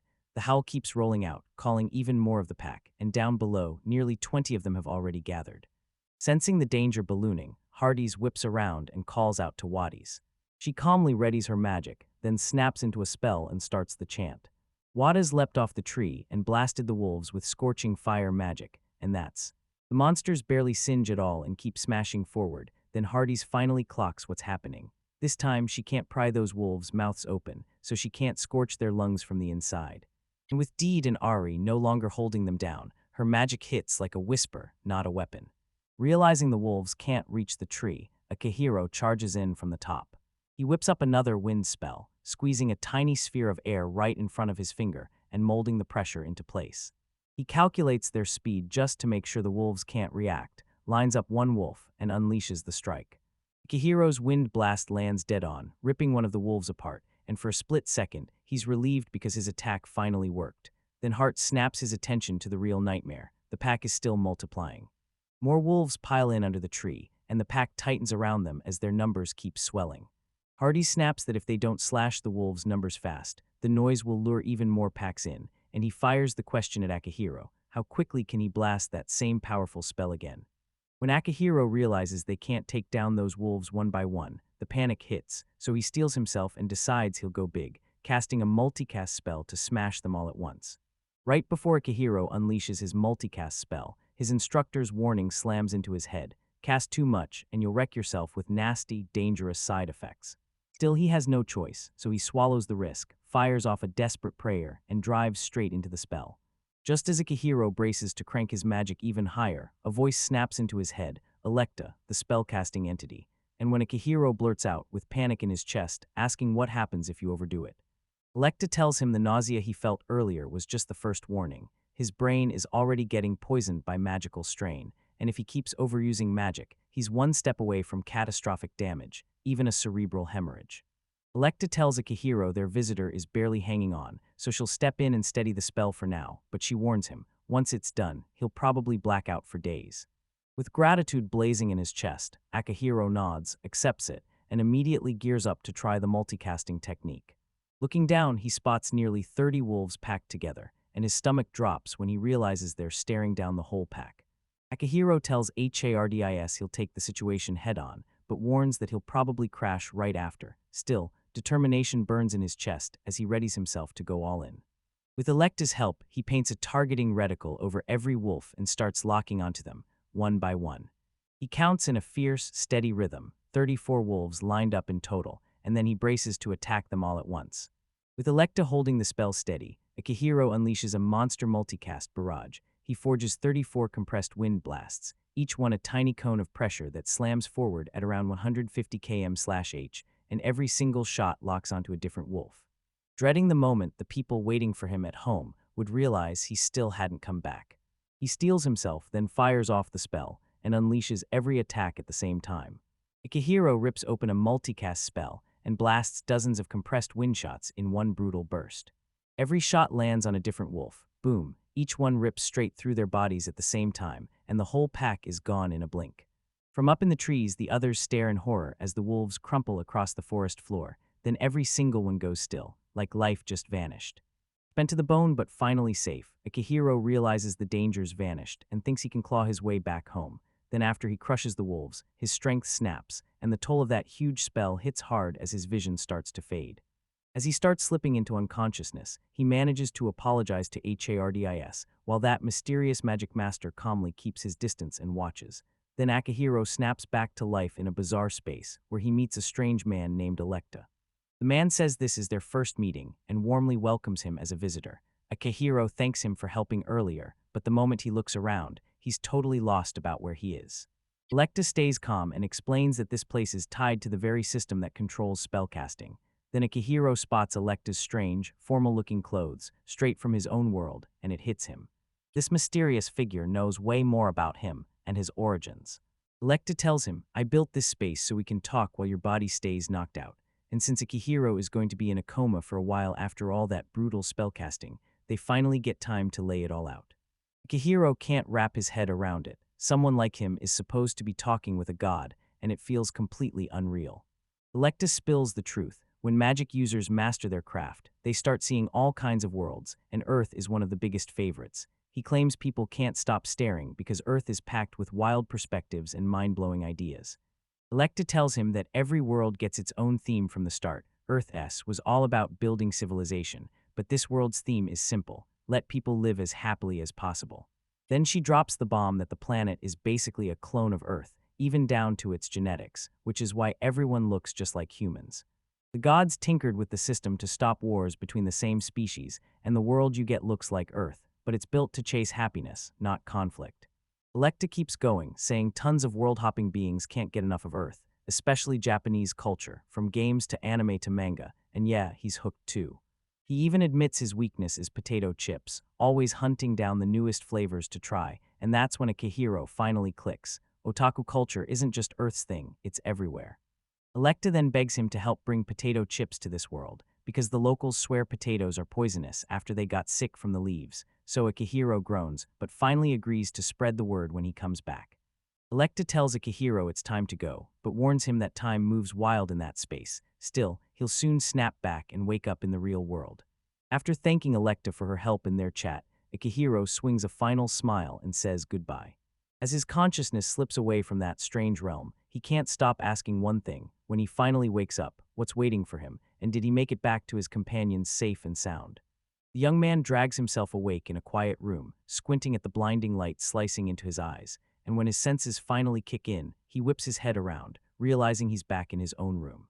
He can't stop asking if everyone else made it out safe, and whether he really pulled off the impossible and returned alive. Those strange memories still burn bright in his mind. As he tries to steady his mind, it all clicks. He remembers meeting a mysterious figure who swore he's a god, and that finally proves the whole thing really happened, not some messed up dream. The man spots a young girl curled up asleep right beside his bed. Spent the whole time wrecked with worry, realizing she'd been watching over him the entire time he lay unconscious. He softly reaches out and tries to wake her up, only for her to slowly stir, still half asleep, proving she never left his side even as she nursed him back to health. He scrambles to wake the girl, but she stays out cold, drifting right off the bed and landing softly on the floor. She's lying there, peacefully knocked out. Watching her sleep so hard, he realizes she's finally completely wiped out. He hauls himself out of bed, checks his condition, and no joke, his body feels weirdly fine, with only a few small scratches that must have happened while they were carrying him. The girl finally snaps awake, and the second she sees the hero is conscious, relief hits her like a tidal wave. She barrels forward, wraps him up in a crushing hug, and pours out how thankful she is he's back. When her shaking eases, she smiles at him and realizes the truth. It was her who's been caring for him the whole time while he was out cold. Liz clutches the hero with all her might, bursting with relief the moment she sees him finally awake. Then her worry detonates into full-blown panic, her grip squeezing so tight he can barely breathe. Hiro shoots reassurance into her, then smoothly steadies her, coaxing her to slow her breathing and finally let her body relax. Liz slowly exhales, and as the pressure melts away, her panic finally starts to fade. Liz tells everyone that the others hauled Hiro back after he crumpled from burning through too much mana, and even the Apothecary Guild agreed. He just pushed himself past the limit, and once he gets some rest, he'll wake up. With relief flooding his chest, the hero blurts out an apology and thanks Liz for bringing him back safe, and for not leaving him for even a second. Liz finally admits that during the 3 days he was out cold, she'd been terrified he'd never wake up. The hero grins at Liz and tells her, "I'm back." He tells them that even passed out, that burning need to return to this home kept him on track. Then Liz beams as she welcomes him back, relieved he's safe again, and Hiro sheepishly admits he might have pushed himself just a bit too hard. Right after he wakes up, Hiro gets a warm bowl of light soup, carefully made to be easy on his stomach. Liz tells him that while he was out cold, Apothecary Guild members rushed in and fed him liquid nourishment to keep him strong. So when he's recovering for real, Hiro digs into his food and with a calm smile, quietly wonders how much that treatment is going to cost him later. Meanwhile, another man readies himself to hunt and tells Akihiro to rest up and go easy for the day, while Liz swears she's not moving an inch, staying right by Hiro's side. Hiro swears his body's fine and insists he's just going to stroll around the village, so there's nothing to worry about. Liz snaps back that he shouldn't push himself, then offers to tag along as soon as he goes report to the guild. He reassures her, then decides to pop in, greet everyone, and dash back fast. While Liz still frets about him, Hiro can't shake worry over what came after his collapse, and he presses to hear every last detail. On his way to the guild, the hero slows down just long enough to peek at his skills. Then a status window pops up, firing off abilities like vigilance, prayer, spell control, concealment, bravery, and spear technique.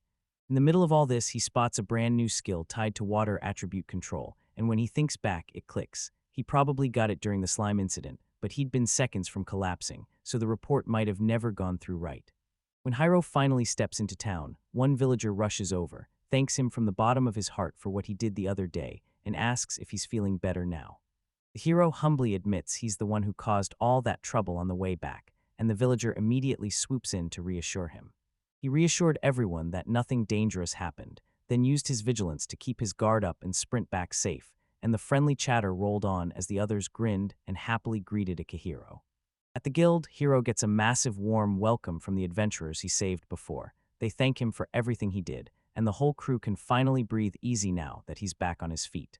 Hiro shot them a grateful look after they carried him back when he'd collapsed, knowing that wasn't easy, and the others chimed in that they'd all taken turns hauling him, while Arie, even in the quiet, thanked him too for helping her even when he was stuck in so much trouble.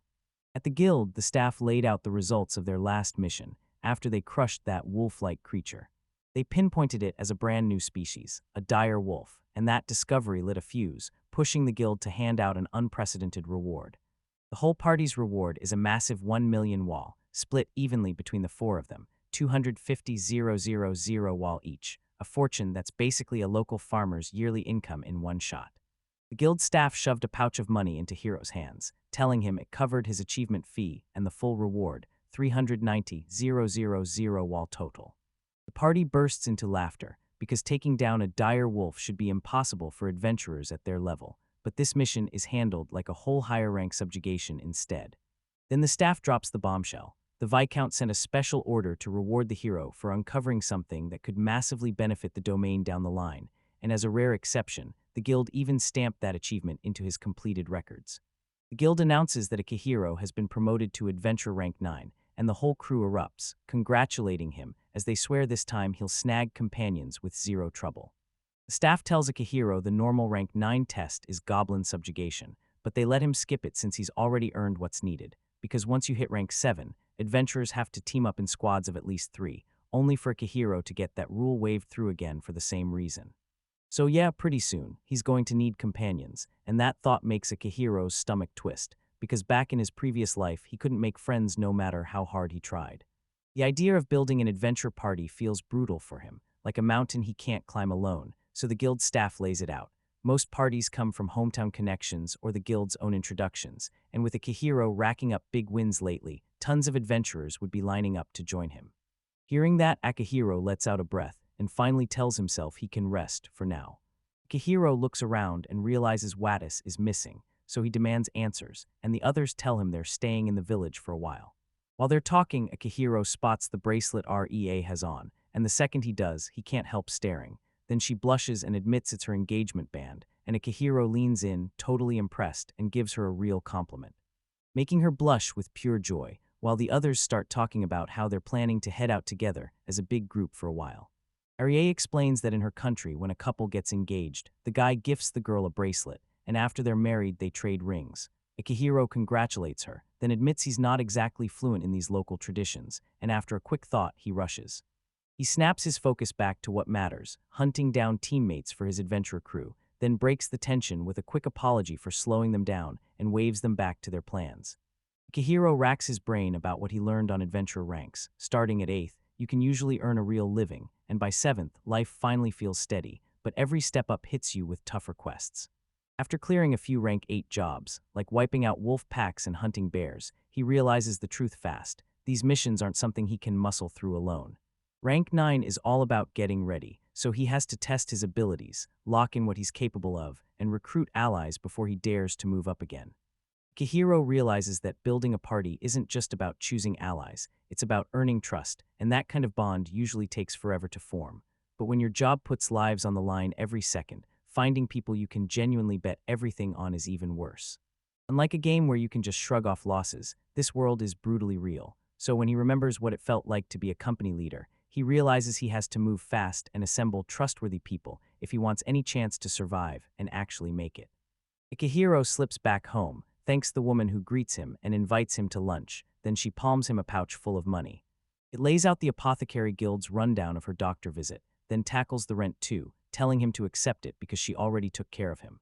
So after Akihiro finally crashes in his room, he ignores the take it easy warning and spends the day grinding through indoor training, while the woman clocking his habit of overdoing it realizes it's exactly how Liz acts.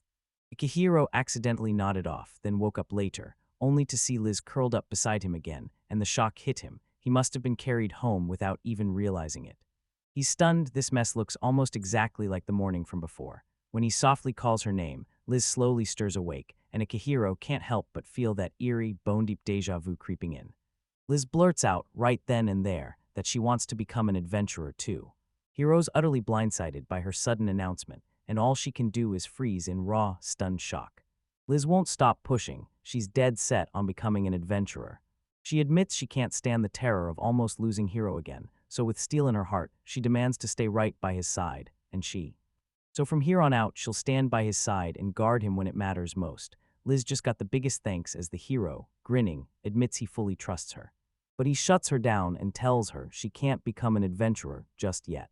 He fires back that she's still an apprentice hunter and the homeowner's precious only daughter, so whatever she's thinking, it can't be a snap decision. Hiro tells her it needs a real talk first, with Wadis and Theja.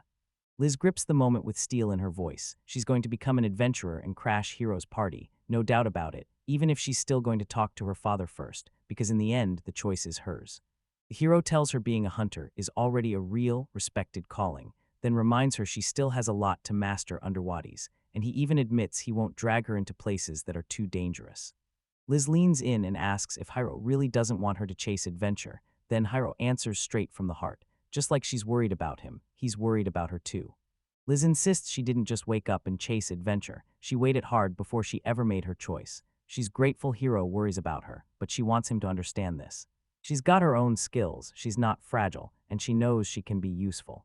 Hearing her iron will, Hiro lets out a heavy sigh, then nods. If she's this serious, they'll stop messing around and sit down with Wadis and Thesia to talk it through the right way. While she's talking to her father, Liz throws out the idea of becoming an adventurer, saying it was her choice all along, and that Hiro only urged her to sit down and talk it through with her parents properly. Her father stays quiet for a moment, then straight up asks Akihiro if he's the one who invited her to join him, and Akihiro freezes, totally thrown off by the blunt question. Liz jumps in and explains that after everything that just happened, she refuses to sit at home and wait for Hiro to come back.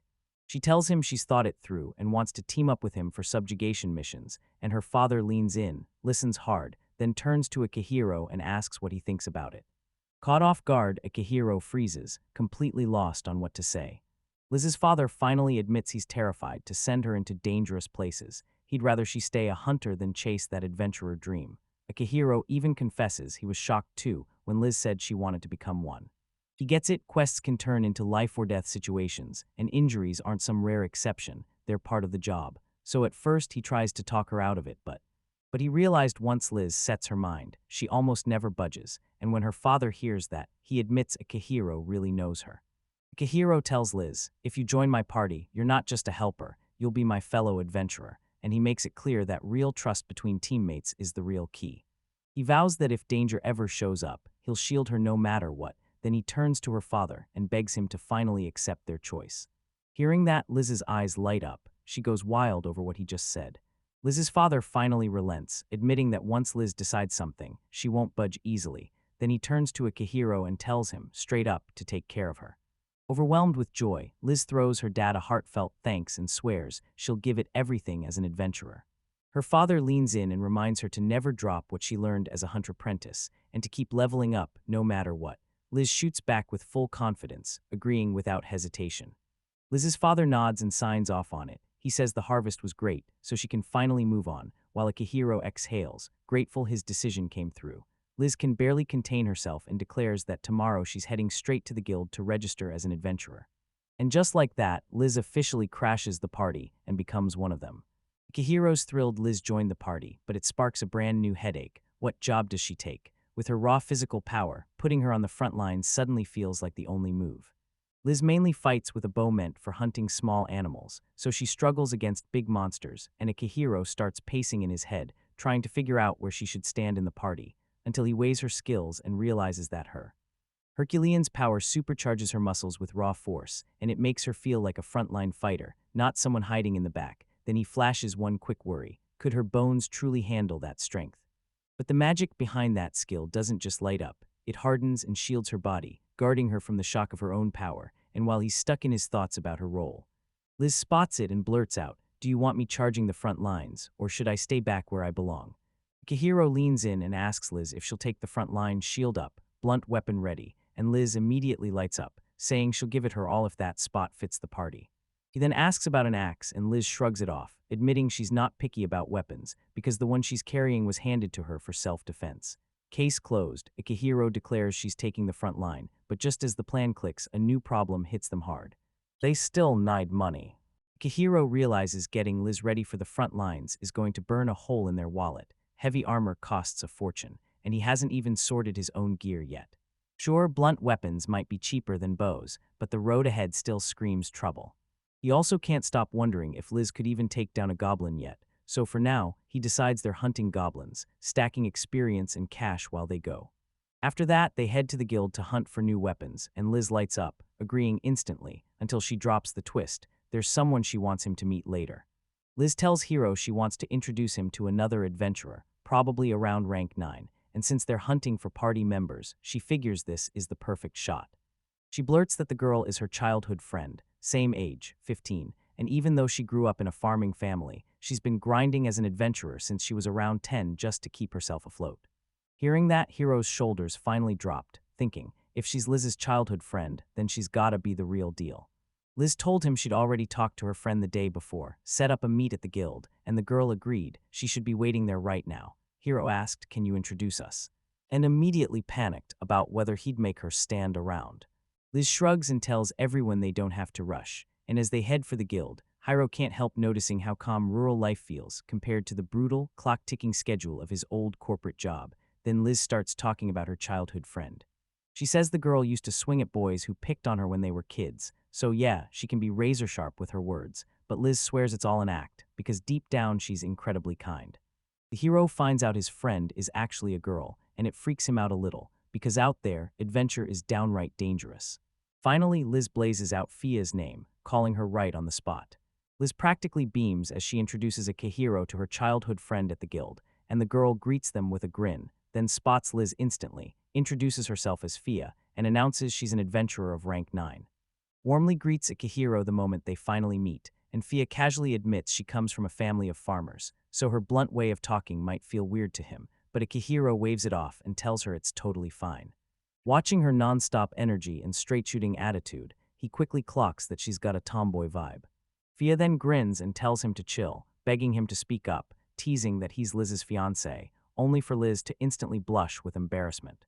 Fia brings up Akihiro's latest win. She heard he wiped out a whole bunch of high-ranked prey in one go, then crushed the so-called dire wolf by himself, and she's stunned, calling his strength unreal. Akihiro quickly shakes it off, saying the credit isn't all his because it wasn't power alone, and then admits he collapsed right after, so that victory wasn't a one-man show. Fia cracks a sudden joke, like it's no big deal, saying she wouldn't mind becoming Akihiro's second wife. Then Liz snaps instantly, screaming her name at the top of her lungs, furious that she even said it. When you spot that tension between the two girls, it hits hard. Isekai'D, about to face a brutal road ahead, and this could be the start of a wild, turbulent new chapter. Fia keeps spinning the teasing and the praise, telling Akihiro that wiping out a rank 6 prey solo makes him a top-tier candidate. Liz snaps back right away, steaming with rage as she declares, no, Hiro isn't up for consideration for anything. The two start bickering, and Akihiro just stands there, looking wildly out of place, because as the chaos spikes higher and higher, all he can think is, why did everything get so complicated so fast? Akihiro cuts the teasing short on the spot and blurts out the rule from his home country. One man, one wife, no exceptions.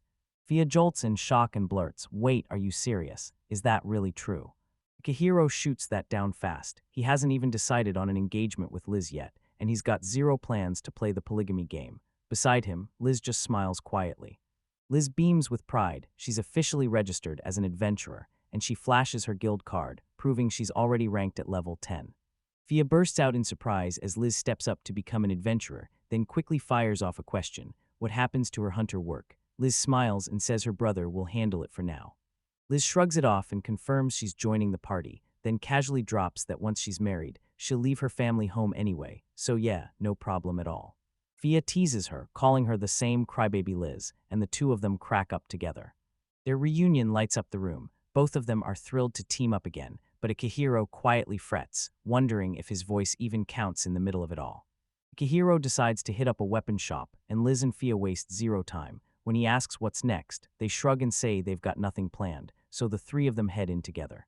Inside the shop, Akihiro fires a question at Liz. What blunt weapon does she want? Liz scans the place, then snaps her choice fast, a huge hammer because it looks sick. Akihiro pauses and weighs his options. Then while he's still browsing, he decides he needs a real machete too, so he tests a few blades, picks the one he wants, and tells the shopkeeper to get it ready. At the same time, Liz grips that massive hammer and daydreams about her full loadout, and Fia lights up, cheering that she looks like a true adventurer and that the weapon fits her perfectly. Akihiro jumps in to buy everything, but Liz demands she handles her own gear. Then Fia can't stop herself from buzzing about getting something for herself, and Liz shuts that down fast. In the end, Akihiro covers Liz's equipment anyway, telling her it's just a little thank you gift, and even though she resists at first, she finally relents, then thanks him from the heart. Even after spending a fair chunk, Akihiro still feels locked in, because that fresh reward dumped extra cash in his hands, and he's convinced the purchase was a must, not a mistake. Fia leans in and asks Akihiro if she can actually see his magic in action, and when he doesn't want to show off in the middle of town, they slip out to a quiet spot on the edge of the village.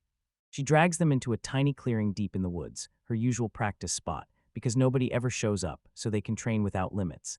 Then Fia asks if she can shoot at the wooden target, and Akihiro nods and lets her go for it, while Liz points out that this is exactly where Fia always trains. Akihiro kicks off his magic lesson, gripping the wind in his focus. He sculpts the air into a tiny spinning orb hovering by his finger, perfectly locking its size and place. Then once it's steady, he slams in rotational force and flings it forward like a bullet at full speed. The compressed wind rockets forward like a bullet and smacks the target with a brutal crack. Then he just calmly explains, like it's no big deal, that's basically how my magic works. Fia watches Akihiro put on his little demonstration and bluntly asks if he's a total beginner, and Liz's eyes widen at the audacity of it. Akihiro just shrugs and admits he's a total novice, then asks why she thinks so. So Fia tells him, straight up, the incantation he used is basic, starter spell stuff, taught on day one to help beginners learn spell structure and feel the punchback of too much magic, and that's exactly why her eyes went to it. She explains that the moment students hit the intermediate course, they start training with a simulator, so they can practice their magic safely, and Akihiro remembers a mage he worked with once mentioning the same idea in passing.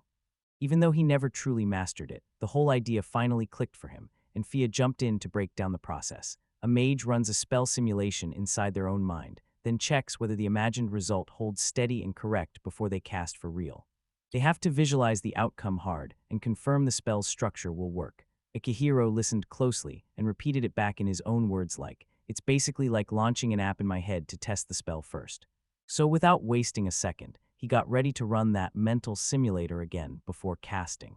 Akihiro grips his focus and tries to replay that chant from earlier. Then, as he locks in, the images slam into his mind. He's staring down from above like he's watching a screen, while the spell blooms right in front of him.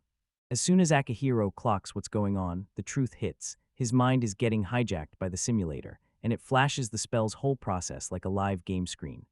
Akihiro keeps staring at the simulator inside his mind, and at first it hits him like a wave, making him feel slightly nauseous, like he's being bombarded with ultra-real 3D images right in front of his eyes. Yet even with that sickening rush, he realizes he can move around freely inside the simulation.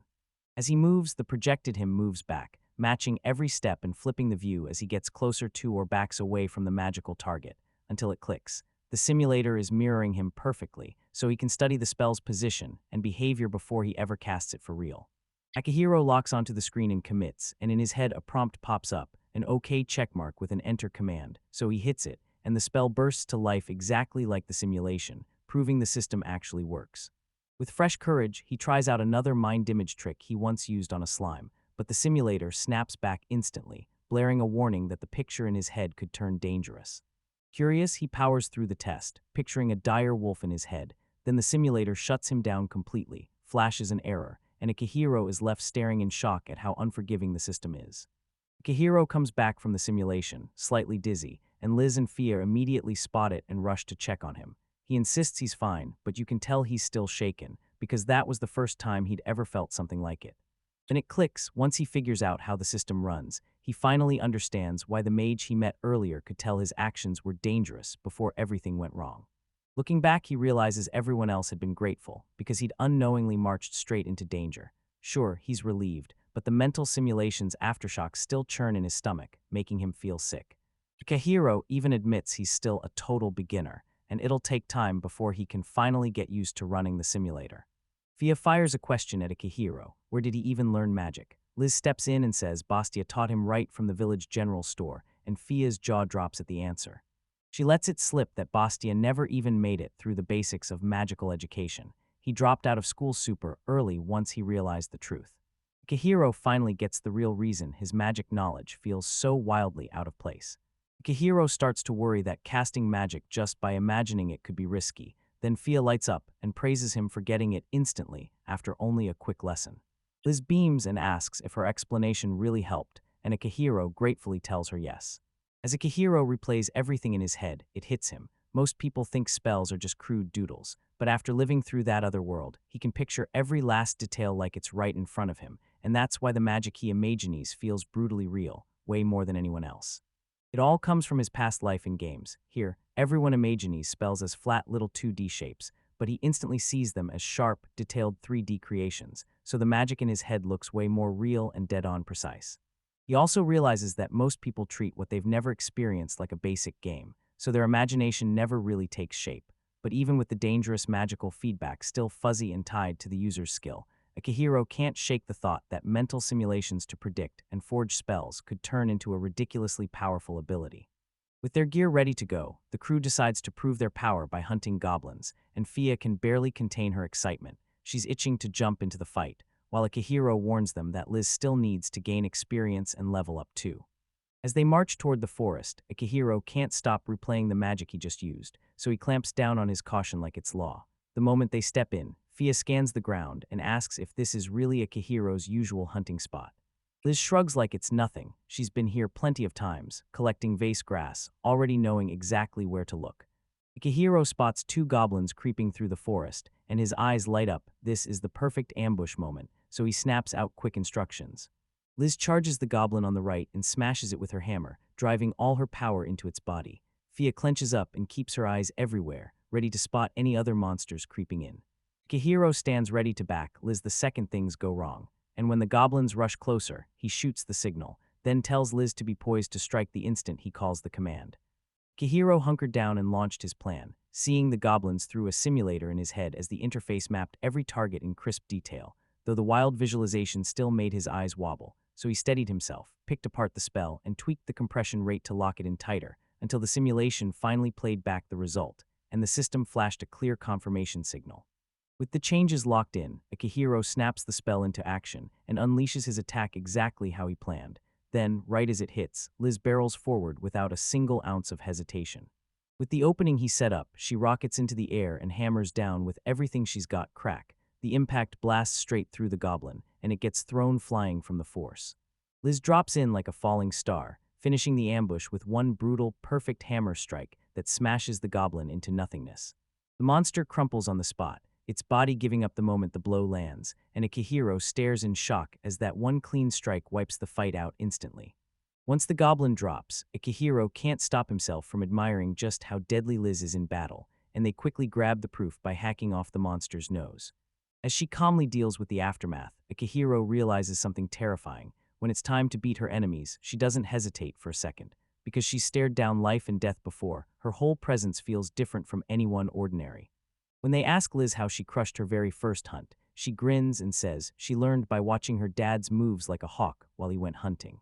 As the day drags on, Akihiro finally clocks it. Liz might be built for adventure more than he ever imagined, because her fighting instincts absolutely shock him, and with that wind fueling them, the whole crew keeps on hunting monsters. Soon as they get back to the guild, they start tallying everything. 20 goblins brought in their reward, and Liz cashes in the Vasgra's bundles she dragged in. Add it all up and bam, 640,000 wall. Then Akihiro steps up and suggests they split the achievement reward into 4 shares. Everyone takes a cut, and 1 share gets poured straight into the party fund. Once the reward gets split, everyone pockets 160,000 wall, yet Fia's jaw drops, because when she hunts solo she can barely take down 3 goblins a day, so this single-day payday feels unreal. She then credits the win to Akihiro handling everything like a pro, and she even crowns him the party's leader, before Liz blurts out an objection to the sudden call. While Fia flashes a cheerful grin and brushes off the complaint, she admits the truth. After all the teasing, parties hit way better than being alone, because when she worked by herself, loneliness and fear always crept in. Packed with energy, she sprints off, yells a bright goodbye for the day, and leaves Akihiro and Liz staring after her. Then she parts with Fia. Akihiro tells Liz he's going to swing by the church, and he says he wants to pray for everyone's safety and ask God about something that's been gnawing at him. Liz gets it, so she heads home first to help with dinner. They trade goodbyes, then split up and disappear down their own paths. As Akihiro heads toward the church, he can't stop thinking about the one thing he needs to crack today: magic. He slips inside the quiet halls, spots a nun reading in the back, then strides up and drops to his knees before the altar. With his eyes shut tight, he prays like he means it, begging God to answer the burning question in his head. Then he just waits, holding his breath in that silent chapel, wondering if anyone will finally show up. And while Akihiro prays inside the church, a mysterious woman suddenly materializes in front of him, cool as ice, and tells him a simple prayer would have done the job, so why did he have to come in person? Right then, Akihiro feels it. Something weird has just shifted inside the system tied to him. She introduces herself, Desha, the healer in charge, and Akihiro jumps in with a polite "I'm Akihiro," then lays out exactly why he's worried. He admits the power he can wield in this world scares him, and he can't shake the fear that the knowledge he's holding could wreck everything if he ever uses it carelessly. Desha leans in and tells Akihiro this: power isn't the real danger, the person wielding it is. Even a plain kitchen knife can turn deadly if the wrong hands grab it. Then she compares his fear to being the only person alive holding a weapon so strong, saying his panic makes sense, but it's still not something he needs to be afraid of. She trusts him to use his power like a pro, and Desha adds this key truth too: the rules of magic never stay still, they keep getting updated, and if his abilities ever start tipping the scales too hard, they'll just rewrite the rules. Then she reveals she got a message from Elictoa, so Desha wastes no time, taps Akihiro's head with a gentle touch, and grants him a fresh skill, and a warm rush floods his body as the blessing kicks in. Then she proves it by snuffing out his pain for a moment, and dares him to test it while she guides him step by step. Akihiro slashes into his own arm, stunned, because for the first time he can't feel a thing. Akihiro slices into his own arm, and the pain gets swallowed up like it never happened. Blood drips straight from the wound as Daishi says, cool as ice, that it's so deep you can see the bone, and even without feeling anything, the sight still scares him to the core. Desha leans in, steadies him, and tells him to picture the wound mending as he runs the simulator in his mind, because if he locks in on that healing in vivid detail, his magic can recreate it. Akihiro stares in deep focus and forces his mind to see the wound healing, watching the skin knit itself back together as the simulator processes the image. After he checks the results, he throws the spell down, whoosh, and the wound on his arm vanishes, sealing up perfectly in an instant, and when he sees it worked. Akihiro explodes with celebration, then snaps his healing spell into action, and the wound on his arm seals up on the spot. He can't believe it, because the recovery happens in the blink of an eye. Desha explains that this is what they call divine magic. Sure, you can mend external wounds normally, but fixing what's happening inside the body is a nightmare, because your mind has to picture it perfectly, and most people can't. Still, she says Akihiro's visualizations are razor precise, so when he casts healing magic, he needs almost no correction at all. Desia tells them divine magic doesn't need fancy spell work. If someone prays with their whole heart and soul, their wish can be answered, so you don't need constructs or simulations at all. She even admits there is a sentence structure for divine magic, but you almost never have to use it. Before she heads out, Desia leans in and apologizes for her quick stop. She was dying to hear about Earth, but her duties call, and she leaves Akihiro holding onto every secret she shared. As Desia vanishes, the system snaps that the glitch is finally gone, and Akihiro is left alone in the hushed church, staring into the silence. He realizes he can heal Liz and his crew whenever they're hurt. He just has to stay calm and vividly picture the wound before it works right, and then boom, a notification flashes. He's just unlocked the skill attribute control Divine 1-8.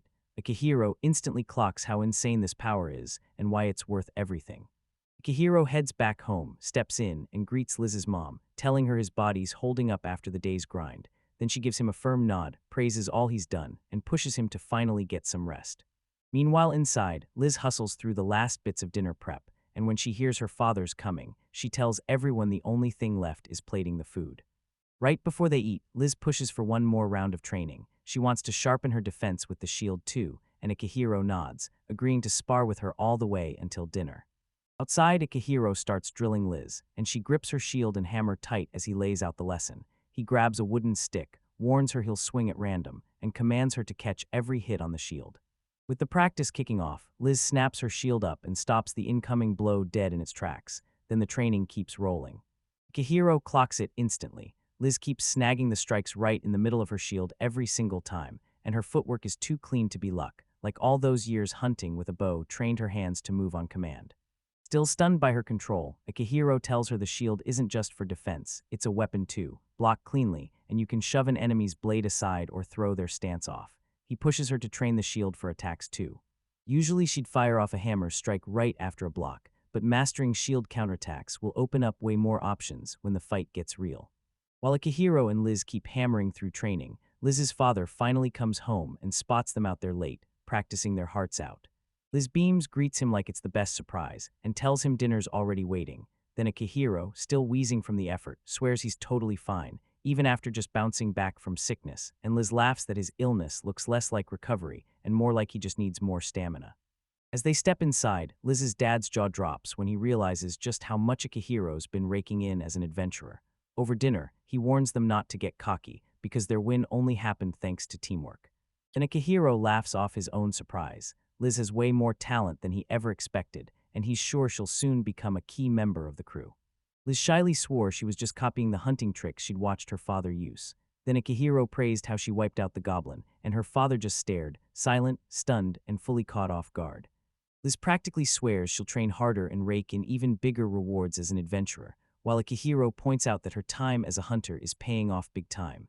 Then her father tells her to keep leveling up, but never drop her guard, and later that night, after dinner, Akihiro jumps in to help with the dishes even though Liz insists it's her job, and as they talk, he realizes she gets up every single morning before sunrise to haul water from the well and carry it home like it's her daily ritual. Liz frets that Akihiro's overworking himself, but he calms her down and promises, starting tomorrow, to go fetch water with her. She keeps telling him to rest, hammering home that adventuring already wipes you out, and that same night Akihiro lies awake thinking how this new life still hands him way more freedom than his old job ever did. Alone in the quiet, he decides to sort every scrap of magic he knows, replaying the moment he bargained with the goddess and walked away with divine power. Akihiro locks himself in his room and goes wild with magic, first daydreaming that he'll soar through the sky, but the spell snaps and the attempt crashes in flames.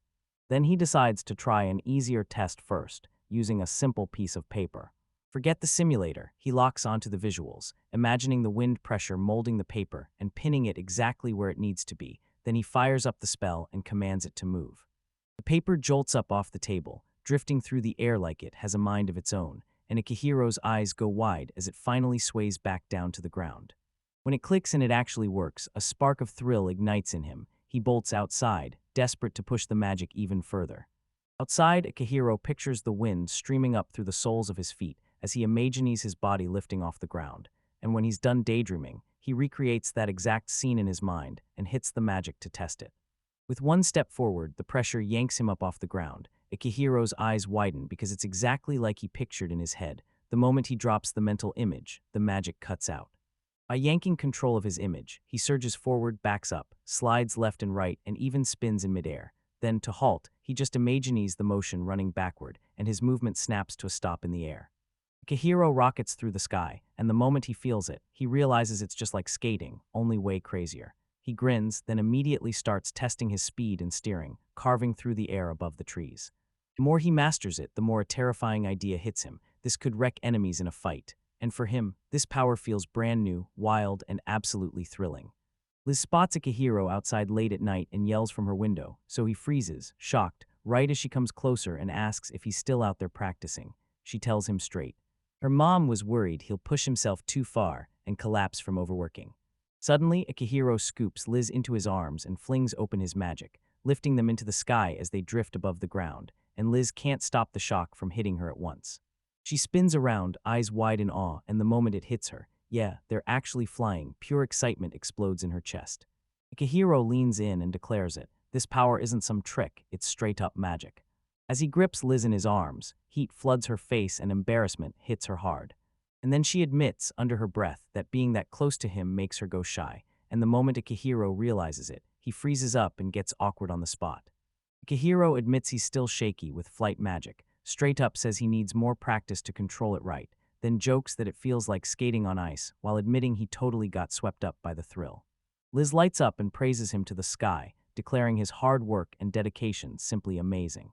With a radiant smile, she promises to train even harder so she won't slip behind, then leans in and tells him to keep taking care of her. Akihiro grins because he finally has the skills to survive in this brutal world, and yeah, his magic is still rough, but the range is exploding and the potential keeps skyrocketing. With a smile on his face, he tells Liz to push even harder so they can grow together. As he clasps her hand, electricity sparks through him. This new life lights a fire in his chest, and in this strange world, he finally sees a path to chase what he wants, stronger than ever, fueled with pure energy and iron determination. Liz blurts out that Akihiro scooped her up and actually flew with her. Then she starts raving about how it felt to glide over the ice, so high they even topped the house roof, and everyone listening is left staring in shock. Next morning, Liz beams at everyone and blurts out everything from the night before, telling them how Akihiro literally launched into the sky and carried her through the air. Fia lights up and blurts that she wants to try too, and Liz beams, saying it felt like being swept up like a princess, her heart pounding like crazy. As Fia asks Akihiro if he's okay, he suddenly realizes she's staring at him with crushing intensity. Akihiro finally realizes Fia is still just a kid, only 15, and when she insists on flying too, he decides it's better to give her a ride on his back instead of carrying her the same way, but Fia snaps back that this treatment feels different. But Akihiro can't shake it. Back in Japan, someone her age should still be in school, so he starts wondering if it's truly right for a kid that young to be out there fighting. Akihiro straight up admits it. Letting two girls battle monsters made his stomach twist with discomfort. Liz and Fia shoot each other a shocked look, insisting they're already adults. Then they boldly claim they're just thrilled to earn money by going on adventures. Once Akihiro hears it, he nods and accepts their side, stunned to realize those two childhood friends have grown up way more than he ever guessed. Akihiro hefts Fia onto his back and blasts through the sky, and Fia screams it's incredible, then shoves him to go faster, while he grumbles that her yelling is right in his ear. From down below, Liz can't believe what she's seeing. Akihiro takes them on a quick ride, drops them off, says they're done, and then Fia shoots right back, again. The moment the ride stops, Fia drops interest on the spot, snaps that it's boring and immediately complains. Then Liz cuts in, says she's had her fill of fun and pushes them back to work. Right before they part ways, Liz shyly leans in and asks Akihiro, "Next time, can you give me a ride on your back too?" Akihiro grins and laughs it off. Whether it's a ride on his back or even a hug, it all works, so Liz lights up instantly, only for Fia to snap them back to reality and remind them they've still got work to do. When they head out together, Liz suddenly goes turbocharged and insists they should throw themselves into it and earn even more today, and the others can't help but side-eye her strange burst of energy. After the hunt, the crew stops dead and realizes, somehow, they made almost the exact same haul as yesterday.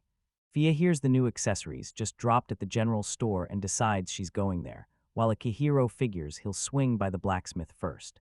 Liz flashes them both a quick goodbye, eyes buzzing with curiosity over the new items, and she can't wait for tomorrow. Akihiro storms back into the blacksmith shop, and the moment he steps inside, the shop owner greets him. He demands to check out a few spears, then insists the blacksmith forge him something else too, so the guy hauls out several short spears, tough as nails and hard to bend, and when Akihiro asks to test one, the owner nods and lets him try it in the yard. Akihiro hefts the spear in the yard, and instantly feels it weigh heavier than he ever imagined. This is the first time he's truly held a real spear, and he can barely get it to move the way he wants. Then he marches up to the blacksmith and demands the price, 70,000 bucks for the weapon, sheath included, so Akihiro's stomach drops because it's still way too expensive.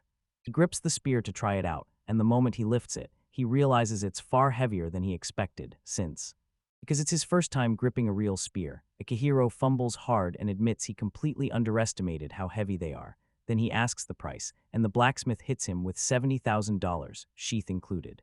Akihiro's jaw drops at the cost, but he decides to buy it anyway, thanking the blacksmith for the deal. Then he's asked about that other thing he mentioned, so Akihiro requests a scroll and something to write with. The blacksmith hands him the scroll and pen, points to the table, and then clears a spot in the workshop so he can start working right away. In that room, Akihiro starts replaying the village's everyday life in his mind. He remembers that folks still haul water from wells by hand, like Liz does every single morning, and when he finally realizes the sheer grind it takes, he pulls out his phone, stares at a picture of a manual pump, and starts plotting how to build something like it with what he's got. Then Akihiro zooms in on the mechanism and studies every part, diagram to screen, before he starts sketching the design on his scroll, convinced that a pump would make hauling water way easier.